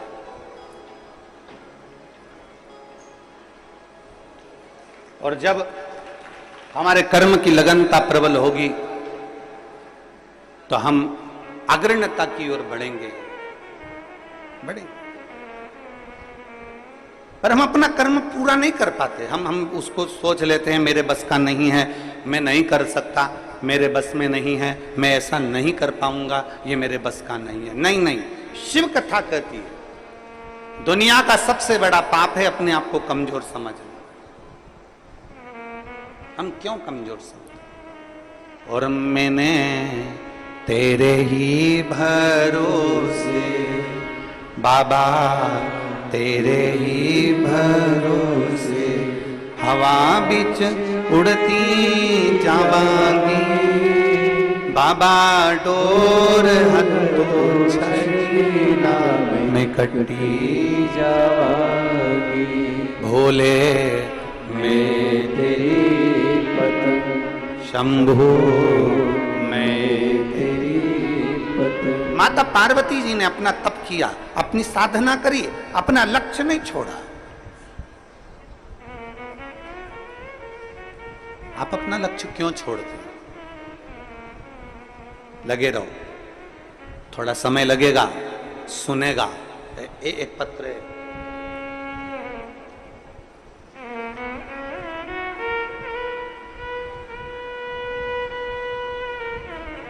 मैं राजकुमारी यादव, पति श्री शांतिलाल यादव,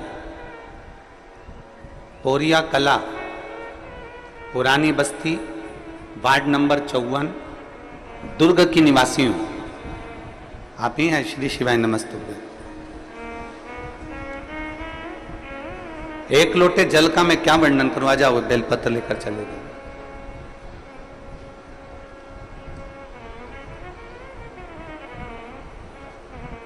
पशुपतिनाथ के व्रत का मैं क्या वर्णन करूं गुरुजी?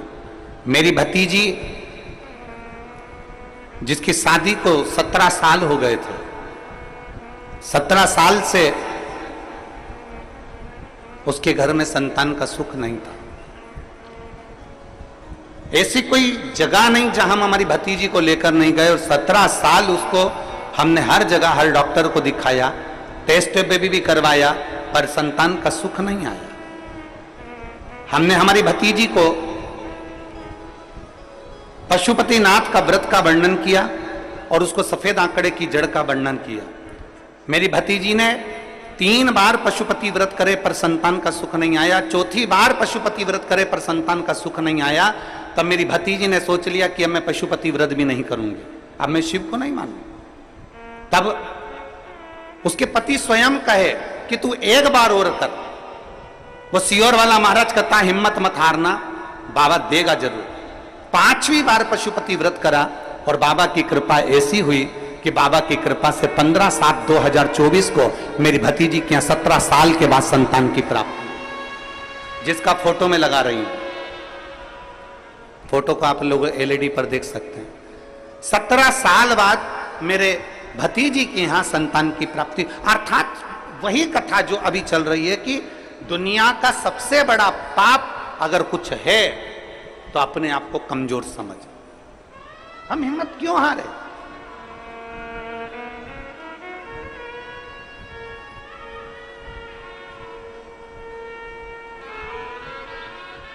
क्यों हिम्मत हारे?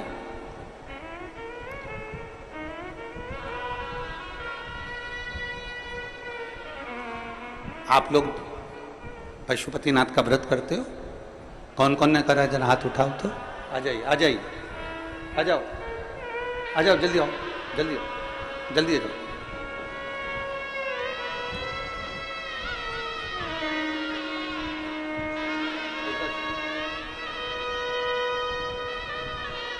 बधाई आपकी भतीजी को, बधाई।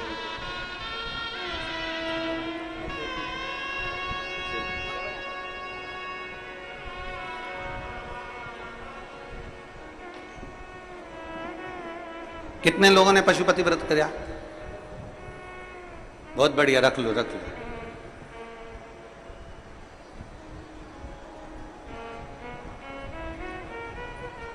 कई व्रत करने वाली माताएं, मेरी जीजी, मेरे जीजा, मेरी बेटियां, मेरे बेटे ऐसे हैं जिनका बाबा ने सुन भी लिया। और कई ऐसे भी हैं जिन्होंने 1 व्रत, 2 व्रत, 3 व्रत करे होंगे और बाबा नहीं भी सुने।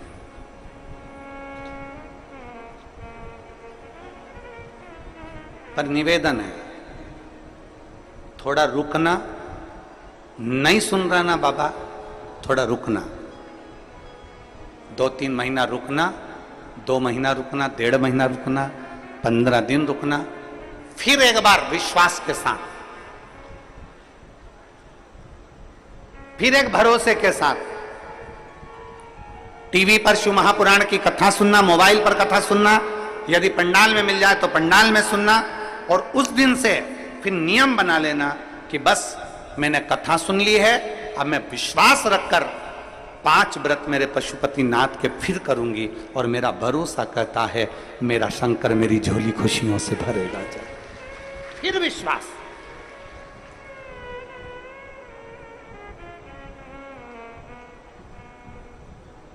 कल हम जब मिल रहे थे, दया सिंह जी कल जब सबसे मिला रहे थे, तो वहां पर एक पत्र एक बेटी ने दिया, एक पत्र।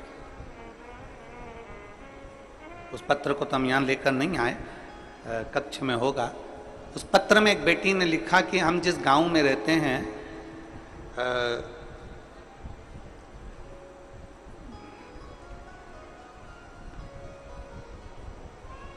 उसने उसके गांव का नाम भी लिखा था कोई। हम उस गांव में जहां हम रहते हैं वहां पर जितने भी हमारे साथ वाले हैं, जितने भी हमारे साथ में मंदिर जाया करते थे, देवालय, पूर्व की बात बता रहे हैं गुरुजी, जब जाया करते थे तो धीरे धीरे धीरे धीरे उन्होंने मंदिर जाना बंद कर दिया और दूसरी जगह जाना चालू कर। अब मंदिर जाने वाले कम हो गए थे और दूसरी जगह जाने वाले, रविवार को जाने वाले ज्यादा हो गए थे। हम केवल 6 लेडीज ऐसी थीं जो हमारे गांव में हम भगवान को भजते थे, भगवान को मानते थे, पर हम शिव को भी नहीं जानते थे, हम तो केवल भगवान को मानते थे कि भगवान को मानना। हमारे गांव की बात बता रहे हैं गुरुजी। बाकी के सब यहां वहां जाने लगे और धीरे धीरे धीरे धीरे उन्होंने मंदिर जाना छोड़ दिया। और ऐसा नहीं गुरुजी कि कोई साधारण लोग हों और वो मंदिर छोड़ दिए हों, बहुत बड़े बड़े लोग मंदिर को छोड़कर दूसरी जगह जाने लगे। गुरुदेव, आपकी कथा सुनने के बाद में हमारे पास में पत्थर का शिवलिंग नहीं था, हमारे पास में पाषाण का शिवलिंग नहीं था, हमने कंक्रीट, सीमेंट, गिट्टी का एक शिवलिंग बनाकर तैयार करा और उसी की हमने जलाधारी बनाकर तैयार करी और उसको हमने एक वृक्ष के नीचे रख दिया और हम रोज शिव जी के मंदिर जाना, शंकर को जल चढ़ाना चालू कर दिया। हमारे उस मंदिर में नंदी नहीं है, उसने उसका फोटो भी लगाया। उस शंकर का कंक्रीट का शिवलिंग बनाकर, कंक्रीट की जलाधारी बनाकर उस पर हमने कलर पोत दिया और हम जाना चालू कर दिए। गुरुजी, हमने आपकी कथा को टीवी पर लगाकर उसकी आवाज तेज कर हमने बाहर लोगों को, जाते आते लोगों को सुनाना चालू करी। आज हमें प्रसन्नता इस बात की है कि वो पेड़ के नीचे का जो कंक्रीट सीमेंट का शिवलिंग है वहां पर भी लोगों की भीड़ होने लगी और लोग अब अपने धर्म की ओर मुड़ने लगे। ये आपकी प्रबलता है, ये आपकी प्रबलता, ये आपका विश्वास है, ये आपका भरोसा है। अब उसने पत्र जो लिखा, उस पत्र में ये सब चीज तो अपनी जगह पर है, उस पत्र में उसने जो लिखा, वो पत्र का लिखा हुआ आपके सम्मुख में, वो पत्र में उस बेटी ने लिखा कि गुरुजी, हम सीमेंट का बना हुआ, कंक्रीट का, पत्थर का, हमारे पास में पाषाण का शिवलिंग नहीं, पत्थर का शिवलिंग नहीं, हमारे पास में हमारे कंक्रीट का, हमारे वो सीमेंट और गिट्टी का शिवलिंग जो हमने बनाया है। अब आप हमें ये बताएं, क्या हम उस पर जल चढ़ाते हैं, हम उसकी पूजन करते हैं, तो क्या हमको शंकर जी के शिवलिंग का पुण्य मिलेगा?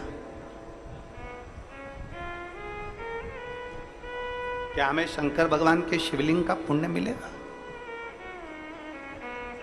अब मैं उस जीजी को एक बात कहना चाहता हूं। आपके मन में भी यह प्रश्न पड़ा होगा, क्या वो कंक्रीट का शिवलिंग का पुण्य मिलेगा?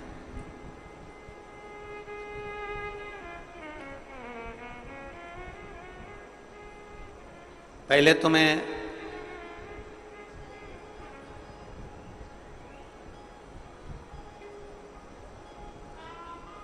जितने ग्रामीण क्षेत्रवासी हैं और जिनके यहाँ शंकर का शिवलिंग नहीं है और वो चाहते हैं कि हमारे यहाँ शंकर का शिवलिंग विराजमान हो और हमारे गांव के लोग उस पर जल चढ़ाएं, तो मैं तो ये जितनी समितियां यहाँ पहले कथा करवा चुकी हैं, चाहे वो दया सिंह जी हैं, आपको भी कहूँगा, और पीछे के जितनी समितियां पूर्व की भी हुई हैं और आसपास अमलेश्वर और हमारे क्षेत्र में जहाँ जहाँ हमने कथा करी है, एक ऐसा छत्तीसगढ़ में एक ऐसा स्थान नियुक्त किया जाए कि अगर किसी ग्रामीण में भी अगर शिवलिंग की जरूरत हो तो ओमकारेश्वर से या ममलेश्वर से या नर्मदा के तट से एक कंकर का भले छोटा सा शिवलिंग लाकर दिया जाए, जिससे वो गांव में पूजन होने लगे और उस गांव की आनंद। हम दया सिंह जी आपको भी कहेंगे, ये आने वाले समय में इस चीज की व्यवस्था होना चाहिए और जितने प्रयास बनेगा हमसे भी इस शरीर के द्वारा, जितना प्रयास बनेगा, जितने शिवलिंग हम भेज सकते हैं उतने शिवलिंग भी हम भेज देंगे। बहुत प्रयास करेंगे जिससे गांव गांव में आज लोग जो धर्मांतरण हो रहा है, गांव गांव में लोग इधर उधर भटक रहे हैं और इधर उधर जा रहे हैं, वो सब बचकर भगवान शंकर की शरण में जाना प्रारंभ करें, ऐसा प्रयास किया। साधुता बहुत बहुत। अब प्रश्न यहां अड़ गया कि वो सीमेंट का, वो कंक्रीट का शिवलिंग पर हम जल चढ़ाएंगे, वो कंक्रीट के शिवलिंग पर हम जल चढ़ाते हैं, वो कंक्रीट के उस सीमेंट के शिवलिंग पर हम जल चढ़ाते हैं, तो क्या हमें वो पुण्य मिल सकता है? तो मेरा उस जी से निवेदन है, एक बहुत सुंदर कथा हमारी शिव महापुराण में आती है, एक बहुत सुंदर कथा हमारे यहाँ हमें सुनने को मिलती है, आप उस कथा का स्मरण करिएगा। भानु नाम का एक छोटा सा बच्चा था, बहुत छोटा सा बच्चा, भानु नाम था। पिता थे नहीं, मां अकेली, पिता नहीं है, अकेली मां है और वेधव्य मां अकेली। भानु का पालन पोषण कर रही है, खूब अच्छे से उसको रख रही है, खूब अच्छे से उसको खिला रही पिला रही, जितना बन सकता है उससे बात करती। सुंदर दृष्टांत है। वो बेटी अगर यहां बैठकर कथा सुन रही हो या टीवी पर कथा सुन रही हो कि कंक्रीट के शिवलिंग को हमने बना दिया और पूरा गांव वहां जाना चालू कर दिया, तो क्या उसका पुण्य मिलेगा कि नहीं मिलेगा? हमको हमारे खाते में पुण्य जाएगा कि नहीं जाएगा? वो बात मूल है।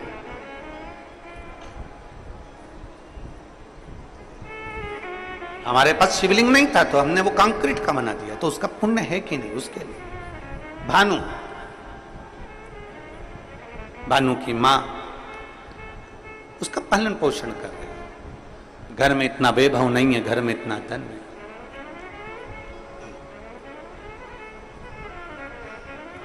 एक बात आज फिर कहते हैं, तुम्हारे घर में धन की कमी होगी ना, चल जाएगी।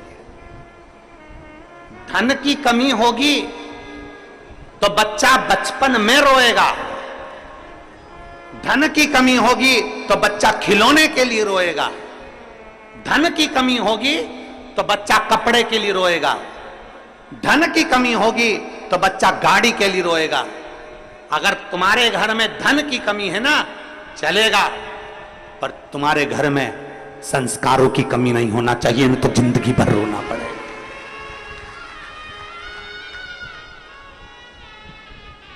घर में अगर धन की कमी है तो चल जाएगा, 2 रोटी कम खाओगे, रूखी खाओगे, सूखी खाओगे, चल जाएगा, बचपन निकल जाएगा, जवानी निकल जाएगी, पर संस्कारों की कमी नहीं होना चाहिए। अगर हमारा संस्कार समाप्त हो गया तो हमें जिंदगी भर रोना पड़ सकता है, जिंदगी भर, जिंदगी भर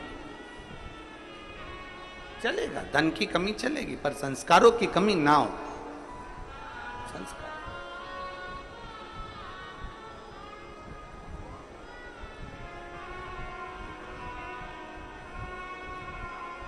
और जितना बन सकता है अपने संस्कारों में कोई कमी ना है। भानु की मां भले धन में कमी थी पर संस्कारों में कमी नहीं रखी भानु की। एक दिन भानु ने अपनी मां से पूछा, मां सबके घर में खूब सारा राशि ठाठ है पर हमारे घर में कुछ नहीं है। मां के मुख से निकल गया, जिस दिन महादेव चाहेगा उस दिन ठाठ भी दे देगा। जिस दिन महादेव चाहेगा उस दिन ठाठ दे देगा। 5 वर्ष का भानु जहां भी खेलने बैठता है, जहां भी खेलता है, खेलते खेलते मिट्टी को उठाकर, धूल को उठाकर, जो जमीन पर खेलता है तो वहां की मिट्टी को ऐसा इकट्ठा करता है, शिवलिंग बनाता है, जलाधारी बनाता है। पेड़ पत्ती का पत्तियां तोड़ता है वृक्षों से, उसके ऊपर चढ़ा देता है। थोड़ी देर बाद भानु उसको मिटा देता है। फिर कहीं खेलता है, मिट्टी में गया, मिट्टी का शिवलिंग बना लेता है। पत्तियां तोड़ता है, शिवजी पे चढ़ा देता है, उसको मिटा देता है। 4 छोटी छोटी डंडियां लाकर खड़ी करता है, उस पे झोपड़ी बनाता है, उसके अंदर एक मिट्टी का शिवलिंग बना लेता है, उस पे पत्तियां लाता है, तोड़कर चढ़ा देता है। ये केवल भानु की कथा नहीं, ये आपकी और हमारी भी कथा है। बचपन में कई बेटियां, बचपन में कई बेटे, बचपन में छोटे छोटे लड़के, सोमवार आता है, मंगलवार आता है, बुधवार आता है, गुरुवार आता है, ऐसे कई दिन, कोई शिवरात्रि, कोई सावन का महीना आता है, छोटे छोटे बच्चे डंडियां लाते हैं तोड़कर, छोटी छोटी डंडियां तैयार कर कर उस पर छप्पर डालकर उसमें मिट्टी का शिवलिंग बना लेते हैं, उसका श्रृंगार कर देते हैं, उसके ऊपर पत्ता पत्ती लाकर चढ़ा देते हैं। कई लोग हंसते हैं, बताओ कैसा मूर्ख है, कैसे इसमें अकल नहीं है, छोटा सा बच्चा है, इसने ऐसा कर लिया। घर के अंदर वो भगवान की पूजन करता है, छोटा सा बच्चा।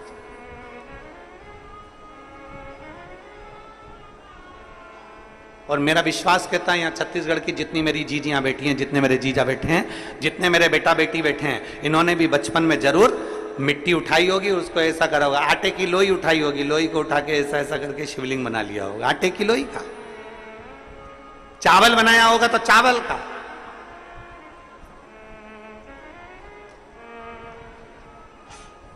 बोलो बोलो, सही है कि गलत है? बचपन में खेलते समय मिट्टी का, धूल का, पत्थर का, आटे का, जो मिल जाता था उसका हम शिवलिंग कई बार बना लेते थे। कितना सुंदर कहा इस दृष्टांत के अंदर कि भानु मिट्टी का शिवलिंग बनाता, मिटा देता, जो मिल जाता उसको, धूल मिल जाती धूल का बनाता, मिटा देता।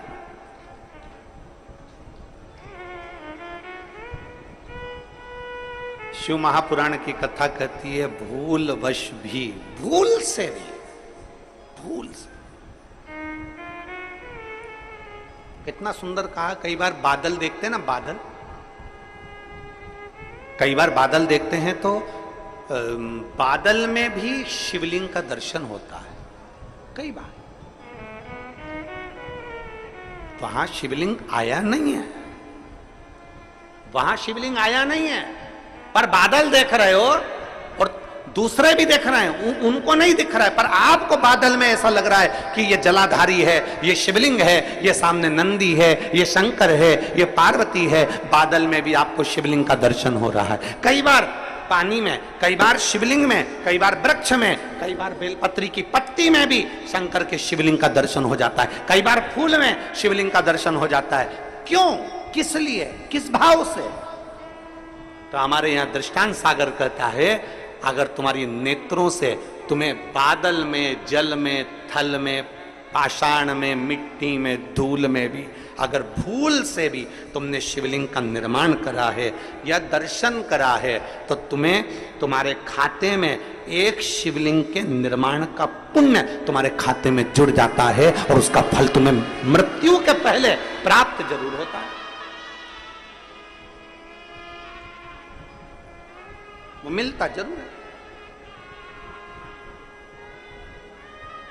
अब बादल में शिवलिंग बना, बादल में धुएं से, भाप से शिवलिंग का दर्शन हुआ, तो यहां शिवलिंग बना नहीं है, ये आपकी दृष्टि में, आपके मन में शिवलिंग समाया था तो आपने उसको शिवलिंग बनाया।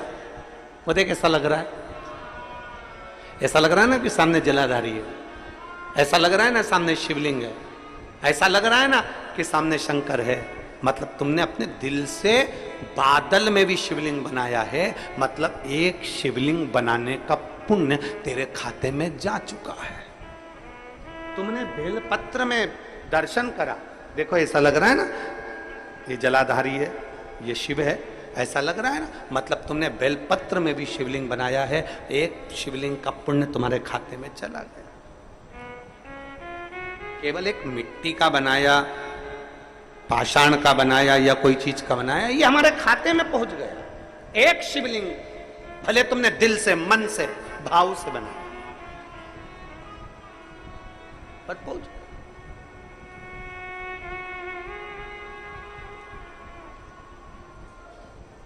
निर्माण अपने दिल से किया गया। महाराज कितना सुंदर कहा किसी ने कि आर्थिक स्थिति ठीक हो ना हो, आर्थिक स्थिति ठीक हो ना हो चलेगा, पर मानसिक स्थिति ठीक होना चाहिए तो जिंदगी सार्थक हो सकती। आर्थिक स्थिति ठीक हो ना हो चलेगा, पर मानसिक स्थिति ठीक होना चाहिए। घर में धन तो बहुत बढ़ गया, आर्थिक स्थिति ठीक हो गई, पैसा पैसा हो गया, पैसा पैसा हो गया, और मालूम पड़े बच्चे गलत संगत में पड़े हैं, बेटी गलत संगत में पड़ी, बेटा गलत संगत में पड़ा, परिवार गलत संगत में पड़ा। हम पहले भी एक बार कथा में कहे थे, आज फिर कहते हैं, कुत्ता पाला तुमने, किसने पाला? तुमने। कुत्ते को चेन बांधी तुमने, कुत्ते को पट्टा बांधा तुमने, कुत्ते को भोजन कराया तुमने, कुत्ते को स्नान कराया तुमने, कुत्ते को इत्र लगाया तुमने, कुत्ते को अच्छा अच्छा खिलाया तुमने, कुत्ते को घुमाने ले गए तुम, कुत्ते से प्रेम करा तुमने। और जरा विचार करिए, तुम्हारा ही पालतू कुत्ता एक दिन तुम कोई काट खाए तो तुम्हें कैसा लगेगा? बोलो जल्दी बोलो, अरे बोलो तो, अच्छा लगेगा? तुम्हारा ही पालतू कुत्ता तुम्हें काट खाए, अच्छा नहीं लगता।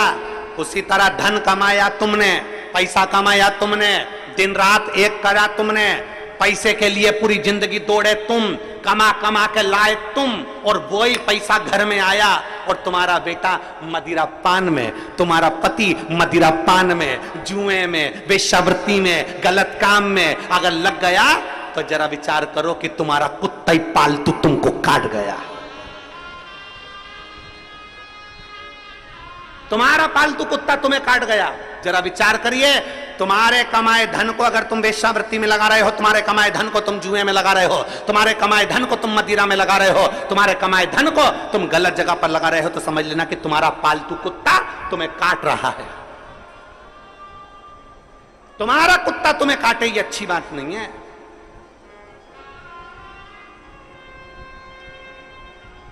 अपन ने कमाया, काय के लिए कमाया था? ईश्वर राम की जिंदगी के लिए, सुख के लिए, खुशी के लिए। आर्थिक स्थिति ठीक है कि नहीं हमें उससे मतलब नहीं, पर मानसिक स्थिति ठीक होना चाहिए।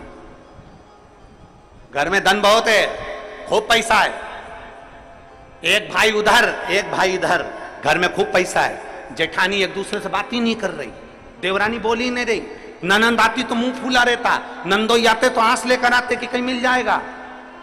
आर्थिक स्थिति तो ठीक है, पर मानसिक स्थिति ठीक नहीं है। सास दिन भर अपने काम में लगी है, मां अपने मोबाइल में लगी है, बाप कमाने में लगा है, ताऊ चाचा अपने काम में लगे हैं, ताई चाची अपने काम में लगी है, बुआ फूफा अपने काम में लगे हैं, छोटा सा बच्चा दिन भर घर में इधर उधर घूमता फिर रहा है, और घर के लोग आस लगा के बैठे हैं कि बुढ़ापे में हमारी औलाद हमको पानी देगी, बुढ़ापे में हमारी औलाद हमसे प्रेम करेगी, बुढ़ापे में हमारी औलाद हमको चाहेगी। बचपन में तुम अपना मोबाइल नहीं छोड़ रहे, सास अपना काम नहीं छोड़ रही, चाचा चाची अपना काम नहीं छोड़ रहे। जब तुम बच्चे को बचपन में प्रेम नहीं दे पा रहे तो बुढ़ापे में बच्चा तुमको भी प्रेम नहीं दे सकता, ये निश्चित है।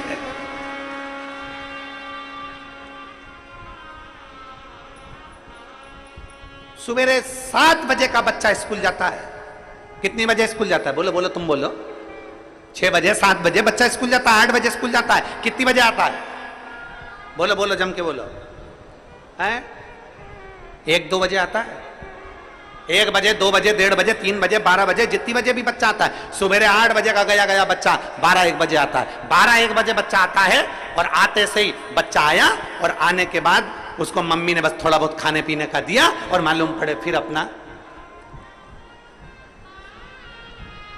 फिर वापिस वो मोबाइल माँ लेकर अपने कमरे में चली गई, लेट गई, सो गई, अपने कमरे में अपना मोबाइल में मस्त हो गई। बच्चा क्या कर रहा है? दादी अपने कमरे में, दादा अपने कमरे में, बुआ अपने कमरे में, चाचा अपने कमरे में, चाची अपने कमरे में, ताई अपने कमरे में। और बच्चा दिन भर क्या कर रहा है? अभी आया वो स्कूल से, थोड़ा माँ का फर्ज बनता है, थोड़ा दादी का फर्ज बनता है, थोड़ा चाची का फर्ज बनता है, थोड़ा ताई का फर्ज बनता है, थोड़ा बुआ का फर्ज बनता है कि घर के पुरुष अगर कमाने के लिए गए हैं तो घर की स्त्री उनके पास बैठकर उनकी शिक्षा का अध्ययन पूछे, क्या पढ़ा, कैसा रहा, स्कूल में किसी ने कुछ कहा तो नहीं, कोई मारा ठोकी तो नहीं, कोई गलत काम तो नहीं, कोई गलत विचार तो नहीं। बच्चा जब गलत कर आता है तब चिल्लाते हो, पर जब जरूरत है बच्चे को कि क्या कर रहा है क्या नहीं कर रहा, आपका मोबाइल एक तरफ पटक कर थोड़ी देर बच्चों को प्रेम देने का प्रयास करो। आपका घर एक तरफ रखकर बच्चों को थोड़ा स्नेह देने का प्रयास करो। जब वो बच्चा 3-4 बजती है, कोचिंग चले जाता है, ट्यूशन चले जाता है, शाम को आता है, सोने का समय हो जाता है, आपको समय देते कहाँ हो बच्चों को? आप अगर अपने बच्चे को प्रेम से आधा घंटा भी दोगे तो ये निश्चित है तुम्हारे बुढ़ापे की घड़ी में बच्चा भी तुमको 1 घंटा देगा। आप अपने बच्चों को दे कहां रहे हो? आप अपने बच्चे को प्रेम कहां दे पा रहे हो? और आस लगा के बैठे हो मेरी बहू आएगी, गरम रोटी खिलाएगी। अरे ओ भिलाई वाली, आज की बहू आएगी, पति को होटल ले जाएगी, खुद खाएगी और तेरे को ठेंगा दिखाएगी। आस मत रखिए।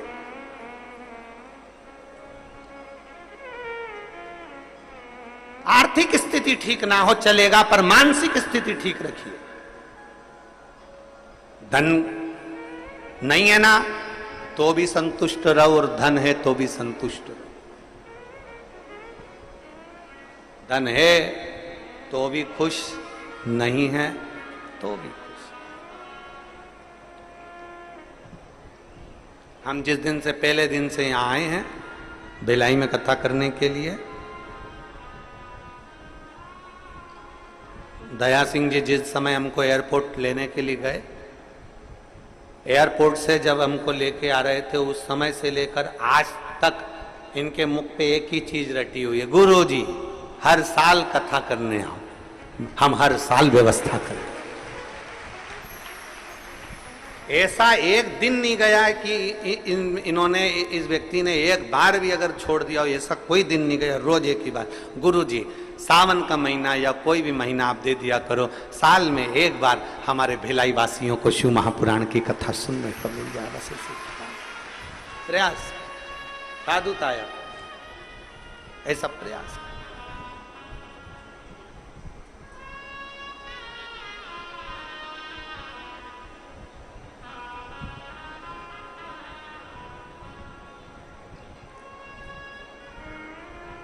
एक आस तुम्हारी है, विश्वास तुम्हारा है, भोले बाबा सुन भी लो